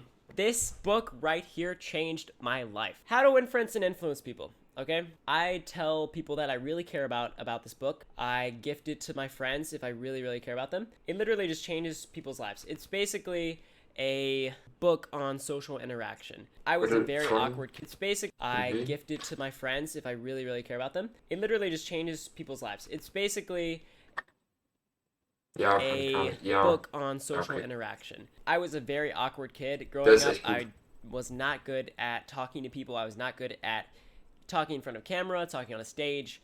And this book, I'm serious, this book alone changed my life. There's so many chapters in it that kind of address certain situations, and it was so fun. I was reading it in my senior year of high school, and I remember like people would make fun of you for reading this book. Oh, you need to read a book on how to make friends. What a loser. But it's really not like that. Honestly, just ignore it. It's about Es geht ja auch nicht um einfach Freunde irgendwie. Also auf Deutsch heißt es halt, wie man Freunde gewinnt. Aber es geht halt nicht wirklich darum, sondern eher zwischenmenschlich auskommt zum Leben, sowas halt. persuasion. It's about making friends and getting people to like you in the least manipulative way. It's genuine character development, and honestly, I mean, I'll put it in the description. I want you guys to read this book. I have no like correlation to this book, like the author or anything. This book will change your life. It's so cool. I would like read a chapter at night and be excited to go to school the next day to try out some of the methods that they recommended in the book. So 10 out of 10 would recommend. Read the book. Julia Stevens asks, if there was one piece of advice you'd give to your senior year in high school self, what would it be? If I could talk to my senior year in high school self, 1, to immediately start YouTube and social media, start taking that seriously. 2, don't care what people think in terms of like, if you try to do something different, if you try to do anything outside of the lines, people are going to judge you for it. And I was very bad about handling stuff like that. I would never want to face criticism. I would never want to face ridicule in any way. And it's something you're going to have to deal with in life. And so I would just tell myself to like look forward to it because it makes you stronger. Most Palone asks, where do you see yourself in 5 to 10 years? Neptune, do you think you'll sell it? In 5 to 10 years, you know, it's crazy. My vision really isn't that deep, which is crazy. I know I dropped out of college, and obviously I need to have this huge, clear vision of my future, right? Like 5, 10 years down the road. But in reality, I don't. All I know for sure is I'm going to work hard, and I'm going to enjoy my life, and I'm going to surround myself with good people, and wherever that may be in 5 to 10 years, that's where I'll be. And I know it's going to be great.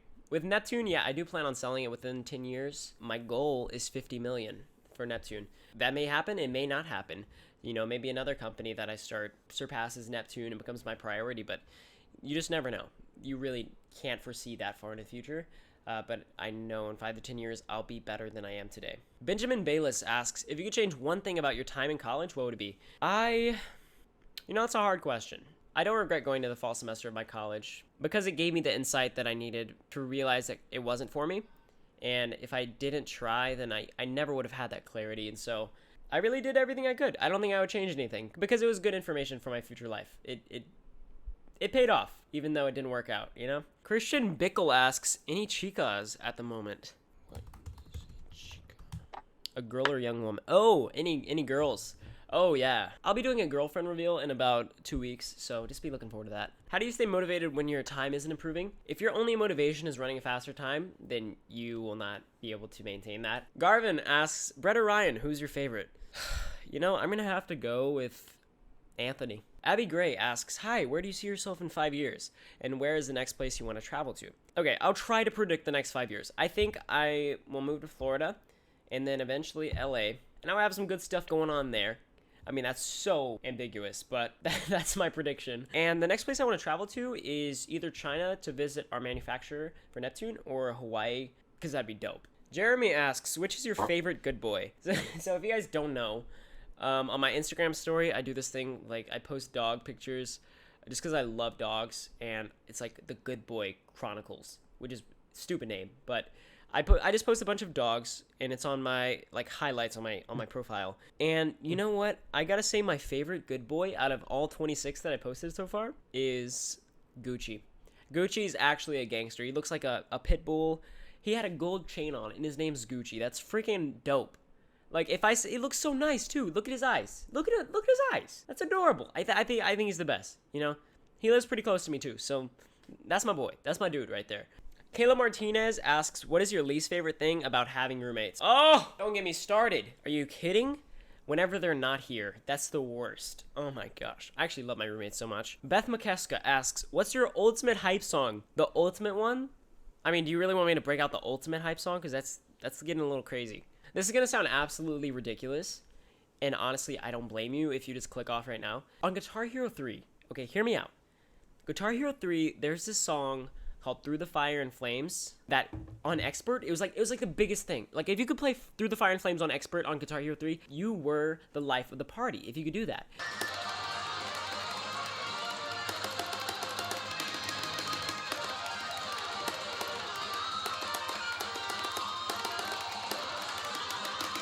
Never really appreciated the song when I was playing the game. So a few years later, I come back to it and I realize, oh my god, this is a great song. So like anytime I want to get like really aggressive in a workout or like run the last mile super hard, I throw on Through the Fire and Flames and I freaking go hard. All right, it's the ultimate hype song. If you listen to the words, the lyrics are amazing.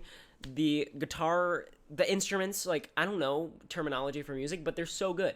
And I love that song so much. Judge me if you want. I don't care. It's a good song. Okay? Patrick M. King asks, if you never did track in cross country, what other sport would you play? All right, so let's think about this for a second, okay? So I'm like 5'8", 5'9". I weigh like 135 pounds, going on 140. I know, I'm gaining some weight, guys. So just with that information alone, I think it kind of like automatically puts me in the football, basketball range. I really think I could have been D1 in basketball, to be honest. You should have seen my jumper in 8th grade. Okay, to be honest, I airballed it every time. My effort, though, like my hustle, though, like if any D1 teams ever need someone that's like not gonna touch the ball, but just gonna run up and down the court and exhaust the other players, I'm your guy. All right, I'll do it. Some team out there probably needs that, right? That's me. I'm your guy. Hayden Dingle asks, hey, what kind of shampoo does Brett use for his hair? Honestly, don't know. I'll go check real quick. Oh, okay, perfect. Hey Brett, what shampoo do you use? This. Oh, sweet. So that's all the Instagram questions I'm gonna do. I'm gonna go to Twitter now, and let's see what we got cooking. Let's see what we got cooking on the Twitter. Logan Hall asks, will you beat Nick Simmons? I think you're talking about the Eugene Marathon, and yes. Okay, I'm gonna destroy Nick Simmons. Just kidding. Honestly, might get destroyed myself, but we'll see. It's gonna be fun. How does YouTube channel continue to grow and not plateau? Rusi Project. I think you guys have like a viral video, like the Elimination Mile. I see it on my timeline all the time. Honestly, what I've realized from YouTube, you don't really grow linearly. Is linearly like a word? You don't really grow in a linear pattern. It's more like sporadic. You kind of plateau and jump up based on like if you have a viral video or things like of that nature. It's really based on that. Like post content that is relevant, trendy, good, and you're gonna grow. Luz asks, what are some of the things in life that you value the most and how are you being true to them? Believing in yourself, pursuing happiness, working hard. Honestly, I think that's a few of my favorite things in life that I value, and I think I'm doing that by risking everything, and dropping college. I've got multiple businesses I'm working on right now, working hard every day. I've got YouTube, podcasts, 3 other businesses that I'm working on.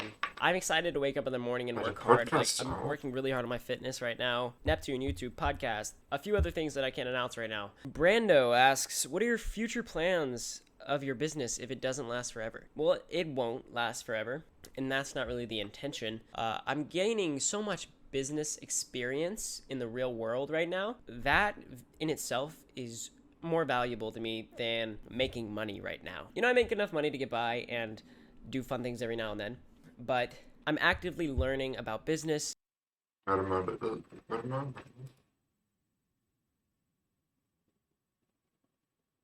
Ah, chillig, chillig, chillig. Warte, das hat mich gerade interessiert.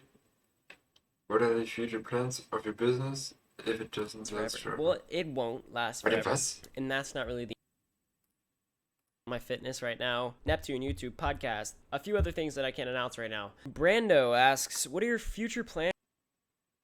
If it doesn't last forever. Da muss ich erstmal eingestehen, dass ich kein Englisch kann. If it doesn't last forever. Wenn es nicht ewig anhält, okay. Plans of your business if it doesn't last Okay. forever? Well, Okay. it won't last forever, and that's not really the intention. I'm gaining so much business experience in the real world right now. That in itself is more valuable to me than making money right now. You know, I make enough money to get by and do fun things every now and then, but I'm actively learning about business, social media, and I'm always trying to get a little bit better. I think a lot of people have this idea that once you leave school, your education ends, and that's not true. If anything, for me, it began whenever I left. So, to answer your question, developing my knowledge in a few different areas so that whenever, I don't know, maybe YouTube gets shut down, maybe stainless steel water bottles become obsolete in some way and they're just like, no one wants to buy them anymore. There's just being prepared. And being prepared, that also comes along with having more than just one business. I'm working on many things right now. I think a lot of people in life generally only have one source of income, and that would be their job, like their paycheck. And I think that can be very detrimental because if the job ends, I mean, look what happened in like 2008, 2009. So many people lost their jobs. People with college degrees, people with a very good reputation at the company, they lost their job because the economy isn't always going to be perfect. And because of that reason, you have to diversify. Diversification is just so important. It's a big deal. Was there ever a point in your career where you were unmotivated, running or non-running? Definitely, William. There's always gonna be points in your life where you just don't have the fire. Like, you just can't keep it burning all the time. So, for example, there would be days when I just didn't want to run. I was sore, I was tired, I didn't get enough sleep, I had too much homework, wasn't in the mood, it was raining, it was cold, and I had absolutely every reason not to run. But in high school, there was a sense of urgency because I had my ultimate goal. I really meant it when I said I wanted to win state. And so there was no time to worry about my motivation. There was no time to make excuses, no time to ponder whether or not it would be acceptable for me to ease up for the day, It doesn't matter how I feel. It doesn't matter the conditions of my emotions or like conditions of outside weather, like things I can't control. The one thing I can control is hard work. And I think that's the big one, right? Whether or not you're unmotivated or motivated doesn't matter. Get your stuff done regardless. Keep moving forward because that's the only thing that matters. Move forward. Are you ever going to consider going pro in the marathon? No way. Absolutely no way. I have a lot of things that interest me so much more right now. I do enjoy running. Like, I'm really enjoying my training for the marathon right now. But there's absolutely no way I could dedicate my life to being a professional. Mason Lamb asks, what's coming this summer? Big stuff is happening this summer. Sam Williams asks, what is your middle name? It's Michael. Ryan Michael Trahan. Daniel asks, do you have any tips or motivation to anyone who might want to start their own business? Do it, because even if you fail, it's okay. I noticed in high school, I had this opportunity. Basically, I didn't have any expenses. I had a little bit of money saved. And from there, you only have upside. If you lose a few $1,000s, you can make that up in a summer. Act whenever your risk is low, especially in high school, and learn from it. Janae Chapman asks,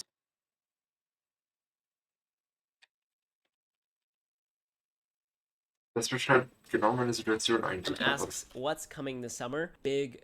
Nein. In high school, I had this opportunity. Basically, I didn't have any expenses. I had a little bit of money Keine Ausgaben und Geld gesaved.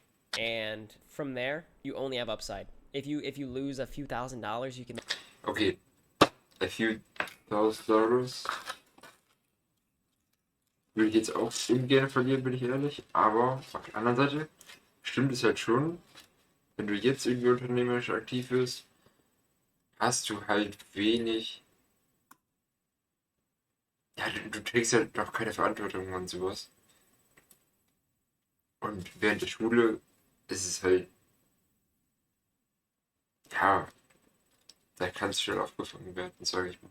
Make that up in a summer. Act whenever your risk is low, especially in high school, and learn from it. Janae Chapman asks, so I've noticed you're super successful in your company and all, and I was wondering what inspired you to start Neptune and how did it all start? Like I said in the last one, just the realization, like I had no expenses, I had no risk at all to start something, and I wanted to learn. So with those elements, I just kind of put together, and me and my friend Caden started Neptune, and it turned out to be not that crazy successful at first. We lived in a small town, like we went to a really small high school, so there's only so much you can do in terms of scalability, and that's why I also started a YouTube. I'm just gonna get serious real quick because, you know, of course I like being funny, I like laughing, everyone does. Q&As are kind of an opportunity for me to like drive a point home, I think, just on like a one-on-one basis. So you were really limitless, guys. Like, it's crazy now that we have 30,000. That's like 10 times the population of my hometown. I think that's just awesome to kind of realize that you are not defined by the boundaries of where you come from. I know a lot of you that watch have goals and like are hardworking people, and I love having that kind of audience just because I feel like we can resonate, you know, we can like really get each other. I just think that this small achievement of hitting 30K on YouTube is kind of serves as an analogy for me. Like taking the risk of putting myself out there into the public, making videos that I have been laughed at, I've been hated on for my videos, my own friends will like make fun of my videos behind my back. There's so much risk involved with putting yourself out there. And what I've realized just from this whole like an 8-9 month journey, doing stuff like this is so important because it shows you who your real friends are. It shows you who's really going to support you from the beginning, who's going to help you.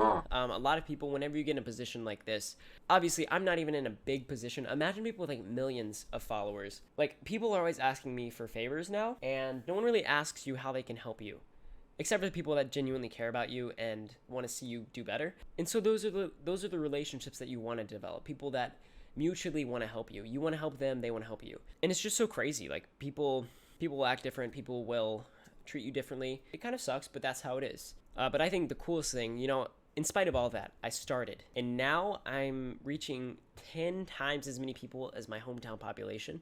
And I'm just getting started. Like, there's so much more on the horizon than what this is today. And that's the most exciting part to me. So most of all, I just encourage you guys to start.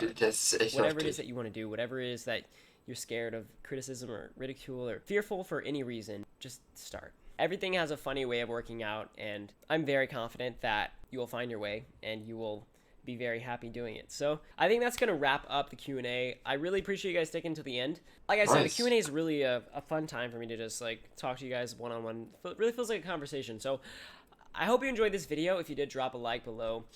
And also comment any other questions you may have. I'll be sure to like reply in the comments. I'm more than happy to. Of course, I have to plug. The new Neptunes are still available on Amazon. We've got stainless steel and gloss white. And also super exciting, my podcast is live. The first episode went up last week of my live fight. And also super exciting, my podcast is live. The first episode went up last week of my life story. And the next episode is all about running. I have Ryan Yarrow on the show, who is a 14. Okay. Ja gut, also ich finde es einfach geil. Ich feiere den Typen echt. Ah.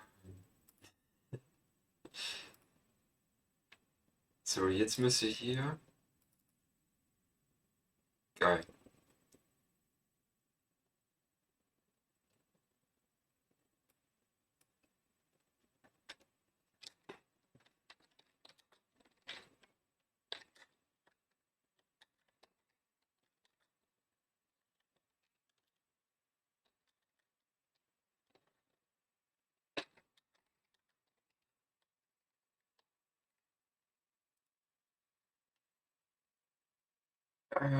Was schreibt man denn da? Mal. Ich bin mal ganz frech. Ja, okay. Oh, shit.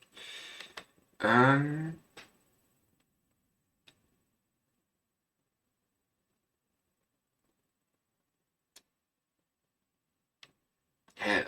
Als ob. Er hat einfach fast gar keine Beschreibung. ist natürlich auch geil.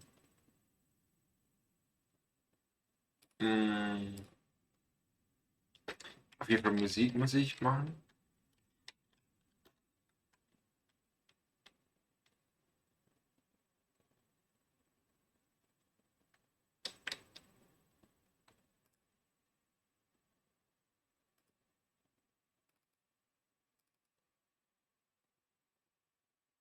Warum ist der Ordner leer? Hallo?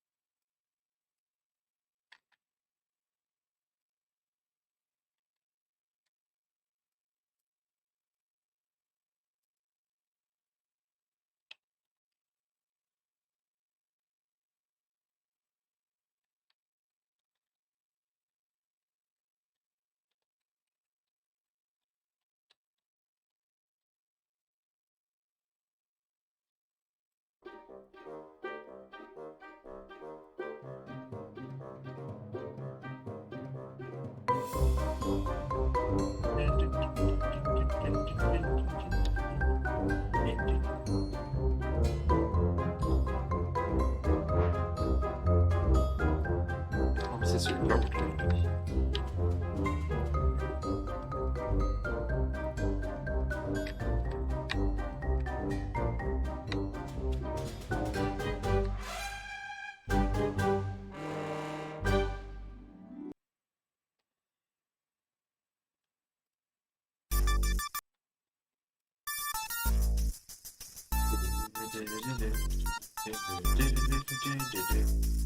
Ich feiere diesen Typen echt.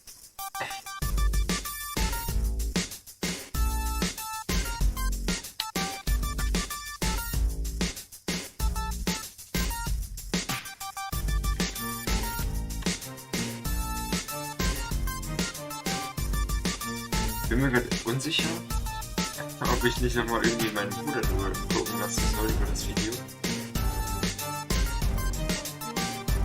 Aber ganz ehrlich, ich werde das sowieso jetzt nichts mehr. Ich werde jetzt nichts mehr dann ändern werden. Dann ändern werden. Ah ja.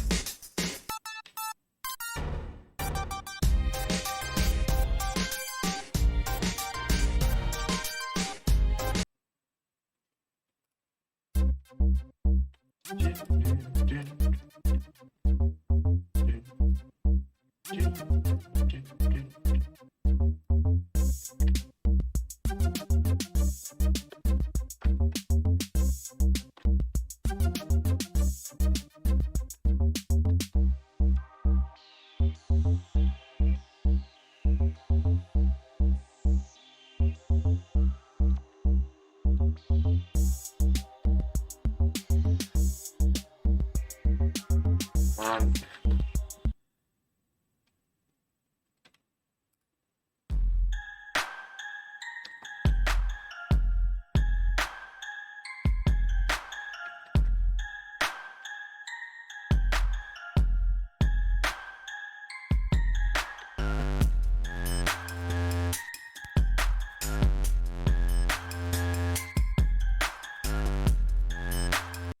Mich ja nicht mehr benutzt. Weil ich bin mir gerade echt unsicher. Ich denke, dass ich eigentlich Cut and Run nicht benutzt habe.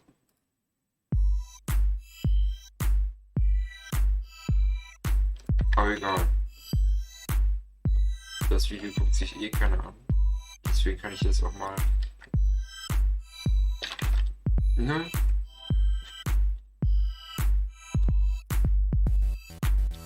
Ach du Scheiße, was ist. Da würde doch niemand drauf klicken.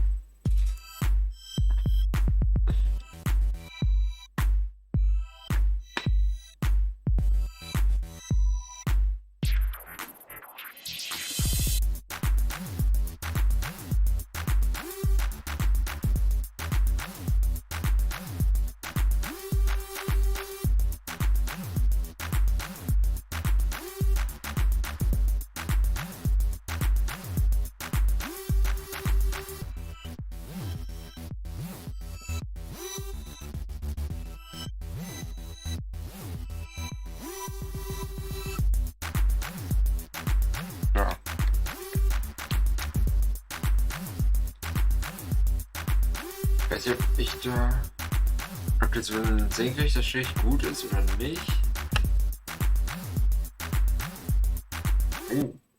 Emi ist wieder da. Perfektes Timing.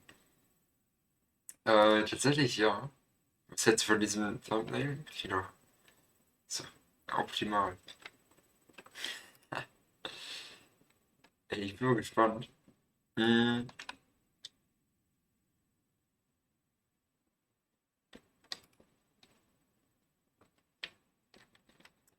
Was schreibe ich da in die Beschreibung rein? Boah.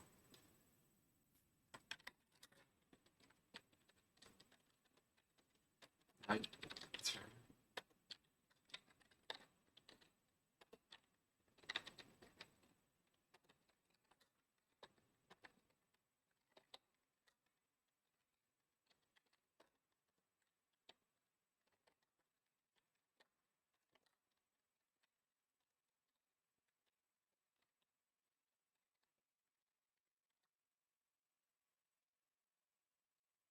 Hm.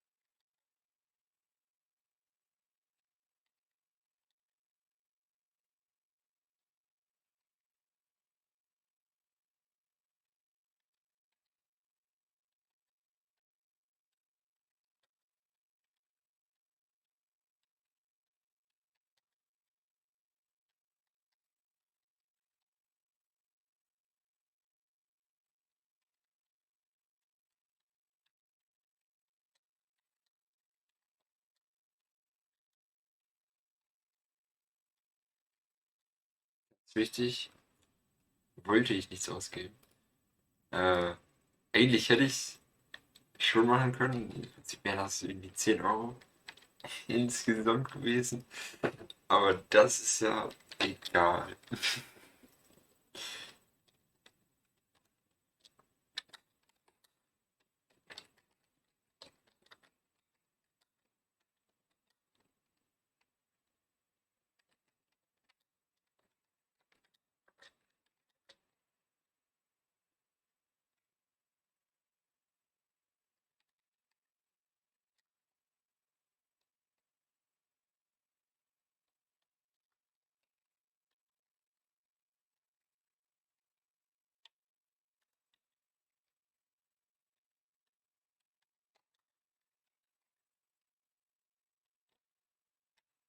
Was? Haben wir direkt hier den Bogen zu, wie heißt es, McLeod geschlagen? Fast.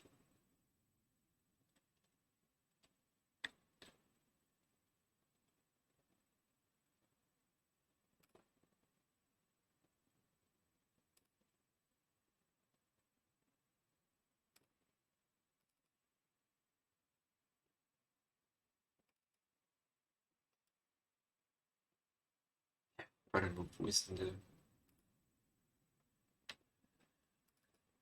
Wo ist jetzt das fertige Thumbnail eigentlich? Oder ist es bei Downloads? Nee.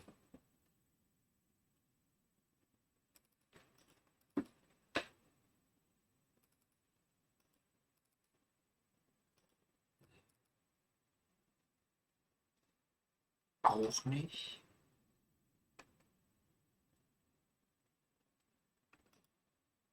Hä? Was ist denn das jetzt? Da? Nö. Hä, wo ist denn das? Bin ich blöd?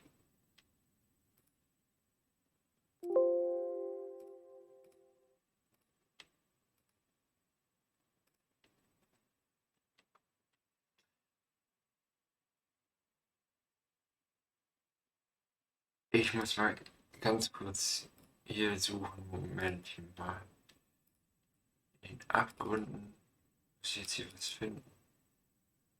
Nee, das nicht.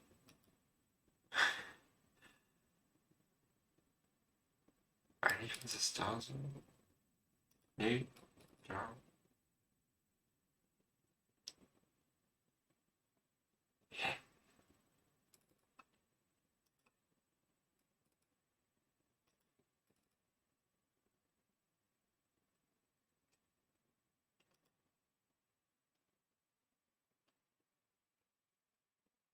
Wo ist das? Habe ich das nicht gespeichert? Bin ich blöd? Bitte, hier ist es noch in der Cloud irgendwo. Ey, wenn nicht. Oh, wichtig. Wichtig. Wichtig. Geil. Okay, es ist jetzt endlich noch. Ich kann es auch verwenden. Aber warum habe ich es nicht? Irgendwas ist hier schief gelaufen. Naja. Okay.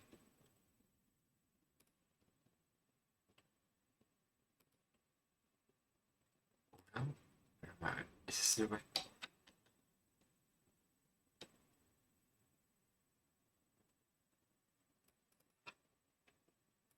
Ah, lol. Das ist safe nicht aus dem Download-Ordner gekommen. Das ist natürlich auch geil.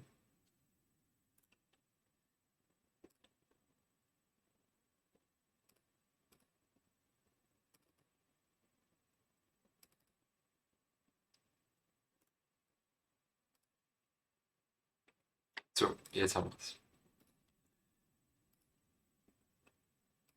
Dann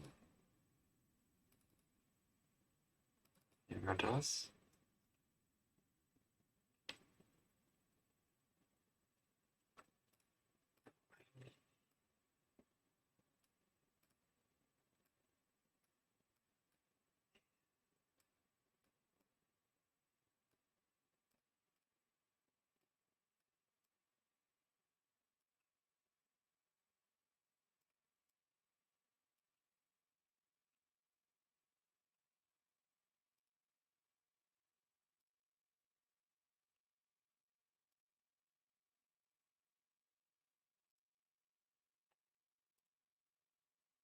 Okay, das kriegt nochmal eine Ablöse.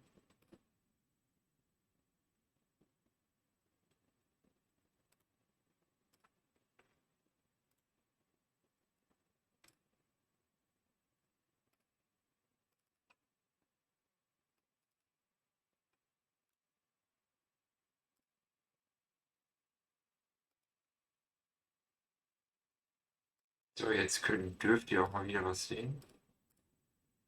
So, ausnahmsweise und so.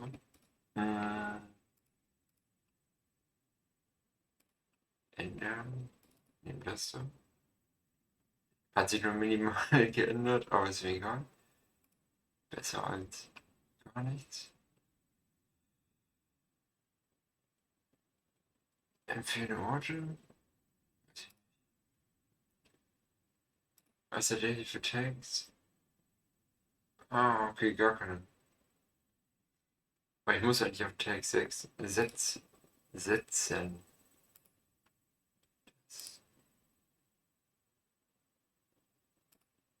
Videosprache. Erstmal Deutsch. Kategorie Reisen und Events. Ja, doch, safe. Safe.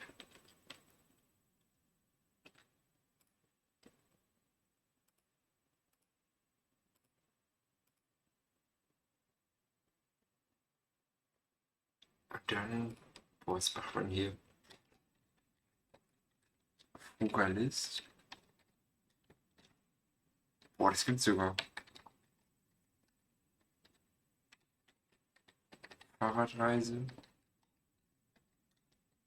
Ähm,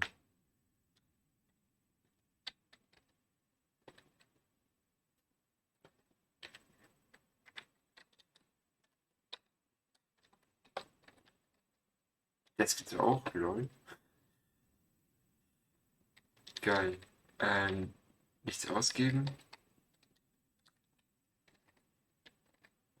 Ja, eigentlich zählt das ja schon als Vogal-Dingsbums.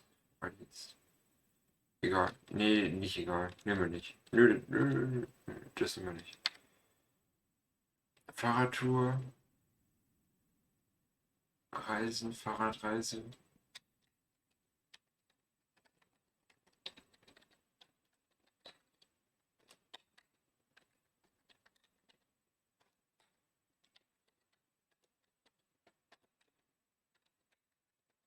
Auto, ganz wichtig. Und übernachten. Ich mach mal Auto. Übernachten. Ja, muss doch reichen, oder? Gut, dann. Also, nö. Playlist eigentlich auch nicht. 8 Minuten ist eigentlich eine hübsche Länge. Finde ich. Doch, finde ich nice.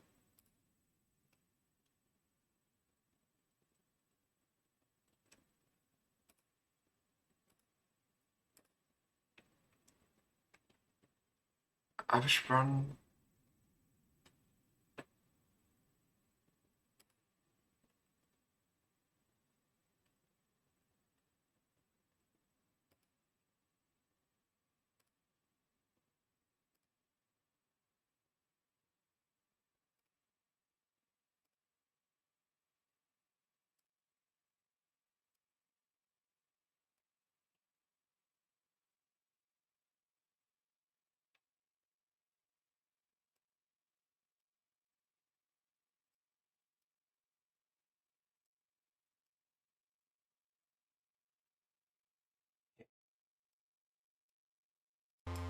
Jetzt mal ein großes F an die Leute in Göttingen, die mich einfach stinkend und dann auch. Will ich das nicht. Ah, okay. Okay. Dann machen wir das so. Dann sollte das, glaube ich, passen. Gut. Und dann noch, ja, einfach fressen. Gefühl. Machen wir das so.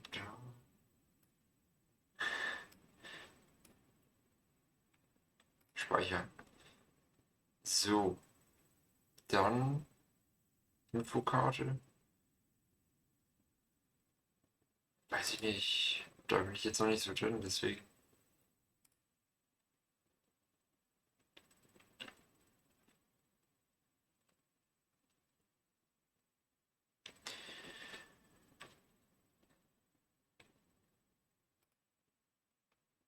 Soll ich es erstmal für nicht gelistet machen?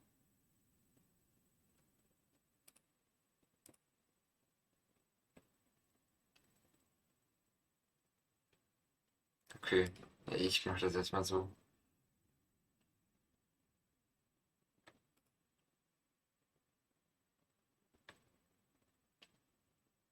Nice. Das ging ja schon nicht überweise ziemlich schnell. Das ist echt nice.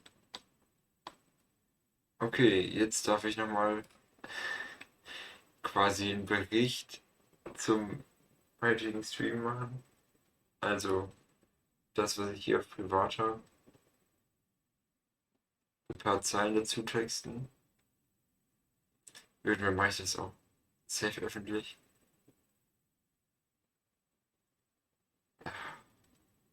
Aber irgendwie traue ich mich jetzt noch nicht. Ich weiß nicht. Ja. Nein, gleich leider noch nicht, weil ich lasse es erstmal auf nicht gelistet bis morgen oder so. Ich will es euch morgen früh irgendwie nochmal meinem Bruder zeigen und im besten Fall noch Maximilian. Ähm, dann, ja,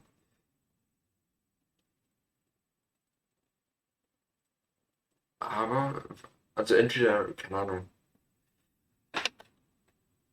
Ich sag mal, wenn du, ähm, falls ich das morgen nicht hinbekomme, kann ich dich noch gerne nächsten Samstag darauf hinweisen. Und ich sollte, glaube ich, auch mal hier was updaten, dass man quasi da, also YouTube da hin zu verlinken. Das wäre vielleicht mal ganz sinnvoll. Und jetzt muss ich mal gucken.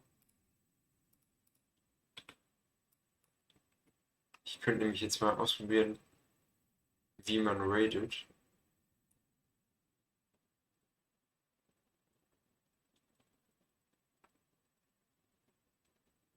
Okay, ganz wilde Nummer. Ähm,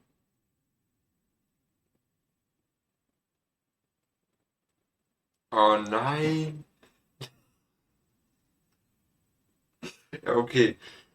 Du bist ja sowieso gefühlt auf VIP-Status. Das passt. Ja, okay.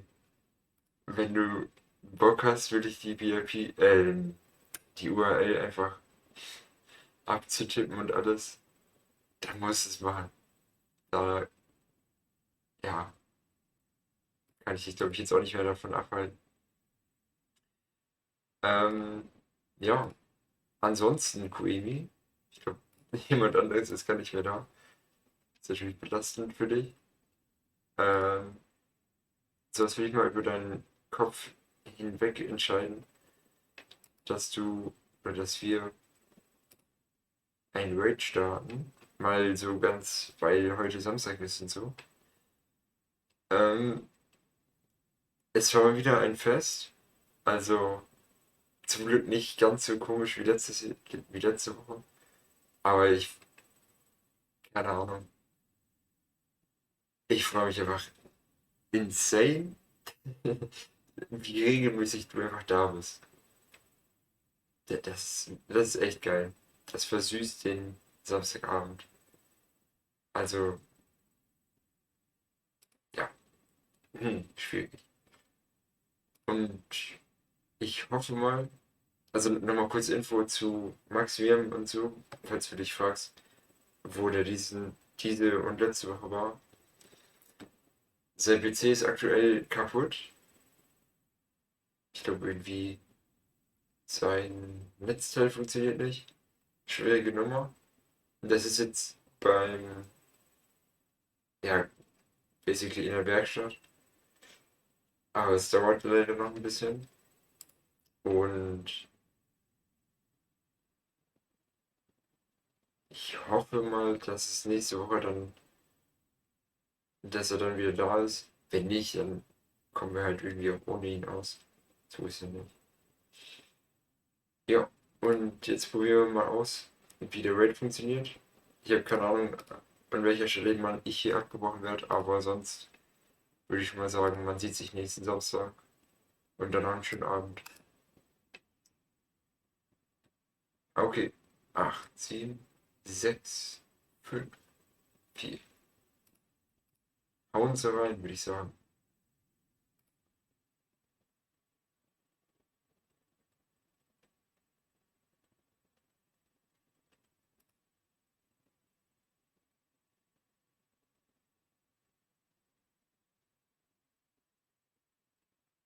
Was? Warum ist er jetzt offline?